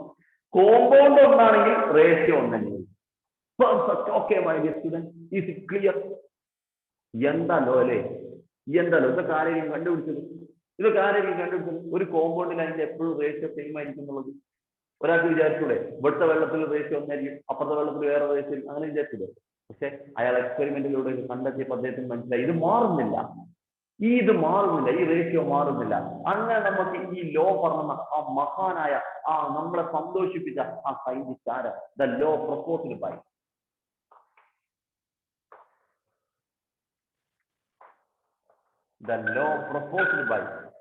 ആരാണ് ആ ലോ പറഞ്ഞത്? ആരാണ് ആ ലോ പറഞ്ഞത്? The law proposed by Joseph Proust. Joseph Proust. Joseph Proust എന്ന് പറയും. ബ്രോസ് അല്ല കേട്ടോ, നിങ്ങൾക്ക് തിന്നാൻ ഇഷ്ടമുള്ള ബ്രോസ് അല്ല, പ്രൗസ്. ജോസഫ് പ്രൗസ്. ജോസഫ് പ്രൗസ് എന്ന് പറയുന്ന സയന്റിസ്റ്റ് ആണ് ഇത് പറഞ്ഞത്. അപ്പം അന്റോയിൻ ലാവോസിയയ്ക്ക് ശേഷം വന്ന സയന്റിസ്റ്റ് ജോസഫ് പ്രൗസ്. അന്റോയിൻ ലാവോസിയെ പറഞ്ഞ law of conservation of mass എന്ന് പറയുന്ന ആ ലോയ്ക്ക് ശേഷം രണ്ടാമത്തെ ലോ അദ്ദേഹം പറഞ്ഞു കെമിസ്ട്രിയിൽ റിയാക്ഷൻസ് നടക്കുന്നത്, പക്ഷേ അതിൽ മാസിനൊന്നും ഒരു വ്യത്യാസം വരുന്നില്ല. ഇവിടെ അദ്ദേഹം പറഞ്ഞു ഒരു കോമ്പൗണ്ടിൽ മാസ് എപ്പോഴും ഒരു ഫിക്സ്ഡ് റേഷ്യോയിലായിരിക്കും, വെയിറ്റ് എപ്പോഴും ഒരു ഫിക്സ്ഡ് റേഷ്യോയിലായിരിക്കും. ക്ലിയർ ആയില്ലേ മക്കളെ? Clear student? Is it clear? Is it clear? Law of definite proportion. Is it clear? Yes. What about others? Yes, Angit, Nehala, Aisha, very good. Yes, Minnat, very good, very good. Yes, നിങ്ങൾക്ക് മനസ്സിലായിട്ടുള്ളത് നിങ്ങൾ അങ്ങനെ മെസ്സേജിലൂടെ അറിയിക്കുക. Yes, what about others? Yes, Sifaziz. Yes, Misbaha, Amaya. Okay. Okay, Naurin. Definition ഒന്നുകൂടെ പറയാം. Screen കാണുന്നില്ല. Definition ഒന്നുകൂടെ പറയാലോ. Screen നൗറിന് മാത്രമാണ് കാണാത്തത്, അതെല്ലാവർക്കും കാണുന്നില്ല. A given compound always contains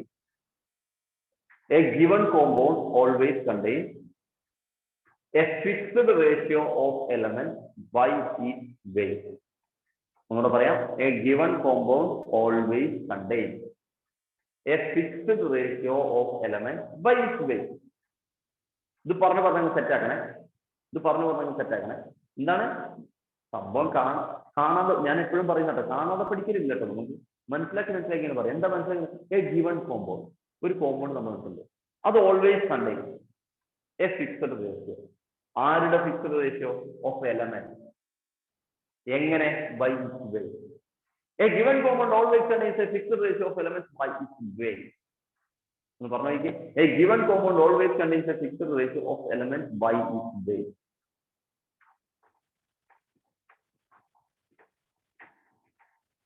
അത് ഓക്കെയാണോ മക്കളെ? അത് ഓക്കെയാണോ? ഓക്കെ. യെസ്. എങ്കിൽ മക്കളെ, നമ്മളെ അമ്പരപ്പിക്കുന്ന മറ്റൊരു ലോ, ഇതിന്റെ ബാക്കിയായിട്ടുള്ള ഒരു ലോ, നമ്മളെ അമ്പരപ്പിക്കുന്ന മറ്റൊരു ലോ, അത് ഞാൻ നേരത്തെ പറഞ്ഞ എക്സാമ്പിൾ തന്നെ അതിന് പറഞ്ഞു. അപ്പൊ 2 എക്സാമ്പിൾ വെച്ചിട്ട് ഞാൻ പറഞ്ഞതാണ്. അടുത്ത ലോയിലുള്ള ഏറ്റവും വളരെ ഇമ്പോർട്ടന്റ് ആയിട്ടുള്ള ഒരു എക്സാമ്പിൾ പറയാം. ഒരു എക്സാമ്പിൾ ഞാൻ നേരത്തെ എടുത്ത H2O, ഒരു എക്സാമ്പിൾ ഞാൻ നേരത്തെ എടുത്ത H2O. ഇത് രണ്ടും നമ്മൾ നേരത്തെ എക്സാമ്പിൾ പറഞ്ഞതാണ്.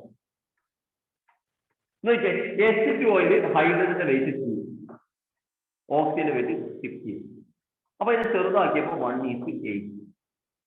H2O2ലും ഹൈഡ്രജന്റെ വെയിറ്റ് 2, ഓക്സിജന്റെ വെയിറ്റ് 32. അപ്പൊ ഇത് ചെറുതാക്കിയപ്പോൾ 1:60.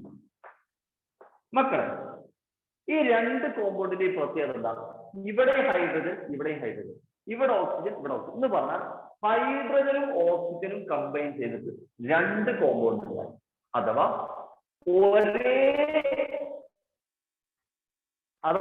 2 എലമെന്റ്സ് കമ്പൈൻ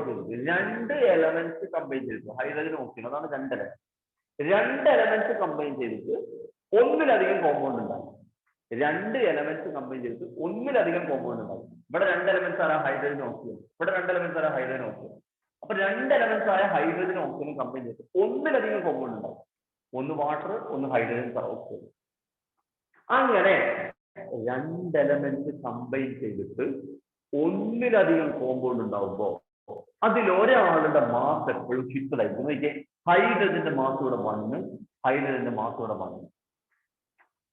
മറ്റേയാളുടെ മാസ് എപ്പോഴും ഒരു ഫിക്സഡ് റേഷ്യോയിലായിരിക്കും. എന്ന് പറഞ്ഞാൽ 80:60.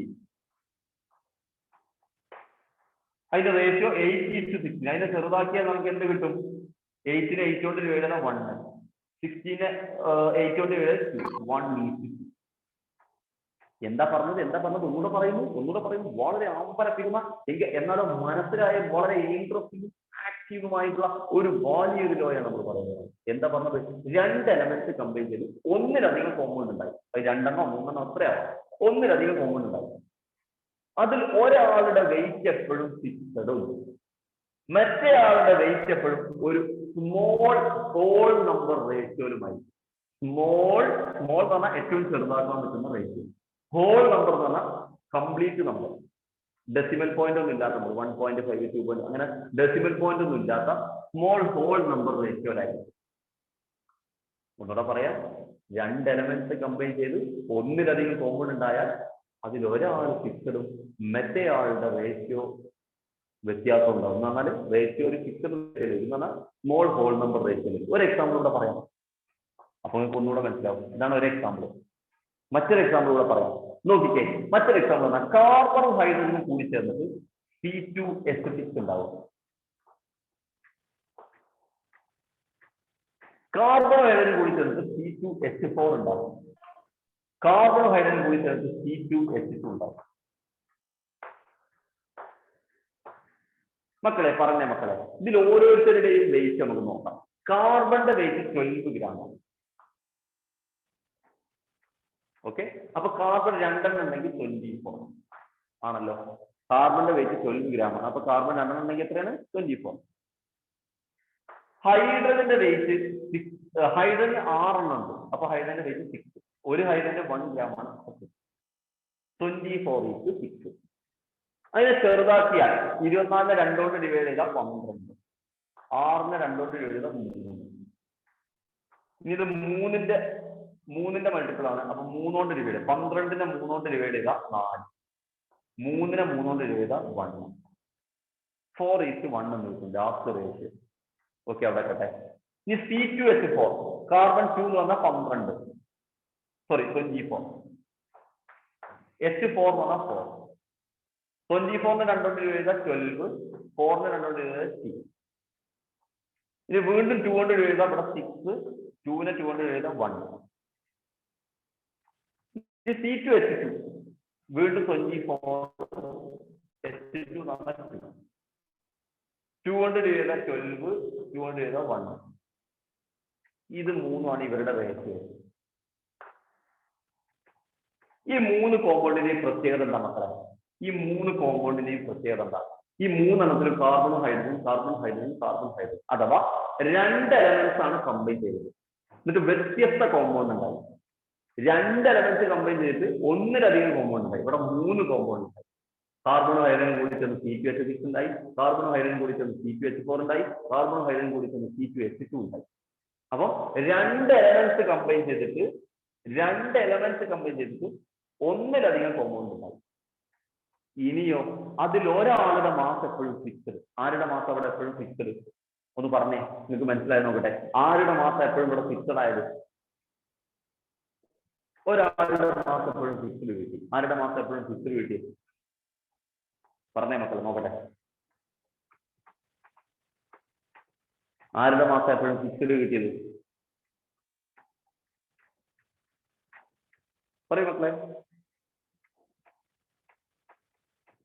C2H6, C2H4, C2H2. അതിൽ ഒരാളുടെ മാസം എപ്പോഴും ഫിക്സഡ് ആണ്. ഹൈഡ്രജൻ ആണോ? ഹൈഡ്രജൻ ആണോ? എല്ലാവർക്കും ഹൈഡ്രജൻ ആണെന്ന് മനസ്സിലായത്? എങ്ങനെയാ ഹൈഡ്രജൻ ആണെന്ന് മനസ്സിലാവുക? നോക്കി മക്കളെ, ഇതാ ഹൈഡ്രജന്റെ 1 ഇവിടെ, ഇവിടെയും 1. അപ്പൊ ഹൈഡ്രജൻ അല്ലേ എപ്പോഴും ഫിക്സഡ് അല്ലേ മക്കളെ? 3 എണ്ണത്തിൽ നോക്ക്. ഇവിടെ ഹൈഡ്രജന്റെ 1, ഇവിടെ ഹൈഡ്രജന്റെ റേഷ്യോ 1, ഇവിടെ ഹൈഡ്രജന്റെ റേഷ്യോ 1. അപ്പൊ ഹൈഡ്രജന്റെതാണ് എപ്പോഴും ഇവിടെ ഫിക്സഡ്. ആരതാ മാറിക്കൊണ്ടിരിക്കുന്നത്? കാർബൺ ഇവിടെ 4, കാർബൺ ഇവിടെ 6, കാർബൺ ഇവിടെ 12. അപ്പൊ അതിന്റെ 3ന്റെ നമുക്ക് റേഷ്യോ ഒന്ന് എഴുതി നോക്കാം. 4, 6, 12. 4:6:12 എന്നാണ് വരുന്നത്. അതിനെ ചെറുതാക്കി കഴിഞ്ഞാൽ 2 കൊണ്ട് ഡിവൈഡ് ചെയ്താൽ 2:3:6 എന്ന്. ഇനി ചെറുതാക്കാൻ പറ്റുന്നില്ലോ? ഇല്ല. അഥവാ ഇതാണ് സ്മോൾ ഹോൾ നമ്പർ റേഷ്യോ. ഞാൻ പറഞ്ഞത് മനസ്സിലായെന്ന് വിചാരിക്കുന്നു. 2 എലമെന്റ്സ് കമ്പൈൻ ചെയ്തിട്ട് ഒന്നിലധികം കോമ്പൗണ്ട് ഉണ്ടായാൽ എന്ന് പറഞ്ഞൊക്കെ ഞാൻ മലയാളത്തിലാട്ടോ ആദ്യം ഇത് പറയുന്നത്. 2 എലമെന്റ്സ് കമ്പൈൻ ചെയ്തിട്ട് ഒന്നിലധികം കോമ്പൗണ്ട് ഉണ്ടായാൽ അതിന് എക്സാമ്പിൾ ആണ് ഒന്ന് ഇത്, മറ്റൊരു എക്സാമ്പിൾ ആണ് ഇത്. ഇതൊരു എക്സാമ്പിൾ ആണ്, ഇത് മറ്റൊരു എക്സാമ്പിൾ ആണ്. അപ്പൊ 2 എലമെന്റ്സ് കമ്പൈൻ ചെയ്തിട്ട് ഒന്നിലധികം കോമ്പൗണ്ട് ഉണ്ടായാൽ അതിൽ ഒരാൾ എപ്പോഴും ഫിക്സഡ് റേഷ്യോയിലും മറ്റേ ആളുടെ വെയിറ്റ് എപ്പോഴും ഒരു സ്മോൾ ഹോൾ നമ്പർ റേഷ്യോയിലും. ഒരാളുടെ മാസ് എപ്പോഴും ഫിക്സഡും മറ്റേ ആളുടെ മാസ് എപ്പോഴും ഒരു സ്മോൾ ഹോൾ നമ്പർ റേഷ്യോയിലും ആയിരിക്കും. Is it perfect okay my distance? Is it perfect okay? Is it perfect okay?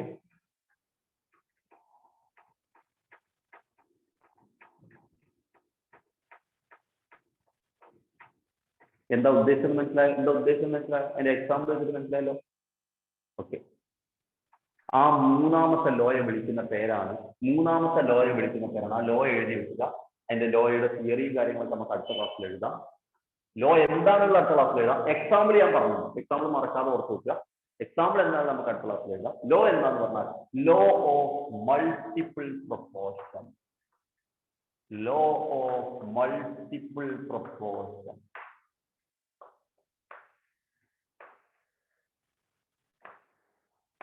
എന്താണ് മക്കളെ? Law of multiple proportion. Law of multiple proportion എന്നാണ് ലോയുടെ പേര്. അപ്പൊ ഒന്നാമത്തെ law of conservation of mass. രണ്ടാമത്തെ ലോ ഓഫ് ഡെഫിനിറ്റ് പ്രൊപ്പോർഷൻ. മൂന്നാമത്തെ law of multiple proportion. എന്താ ലോയും കൂടി എഴുതി വെക്കാം. The law states that. സ്ഥലങ്ങളോട്ട് എഴുതണം കേട്ടോ. എനിക്ക് ഇവിടെയാണ് സ്ഥലം, അതുകൊണ്ട് അവിടെ എഴുതി. നിങ്ങൾ താഴത്തേക്ക് എഴുതി പോയാൽ മതി. The law states that. എന്താ ലോ പറയുന്നത്? The law states that if two elements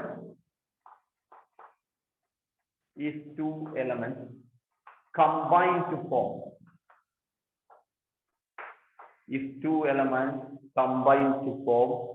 more than one compound.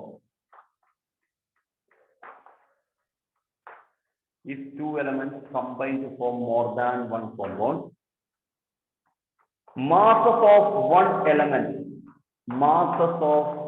element combined with the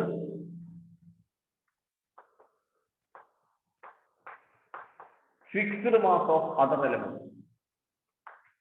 Masses of one element combined with the fixed mass of other elements in a small whole number ratio.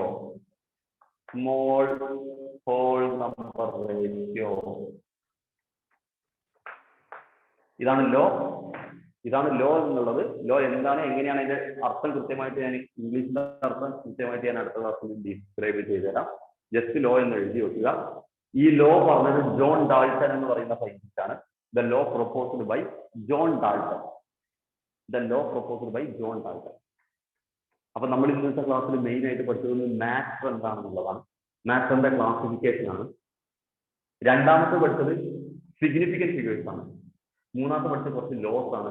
അതിലെ 3 lies നമ്മൾ പഠിച്ചു. ഒന്ന് law of conservation of mass, രണ്ടാമത്തെ law of definite proportion. ഒരു കോമ്പൗണ്ടിന് കൃത്യം definite proportion ആയിരിക്കും.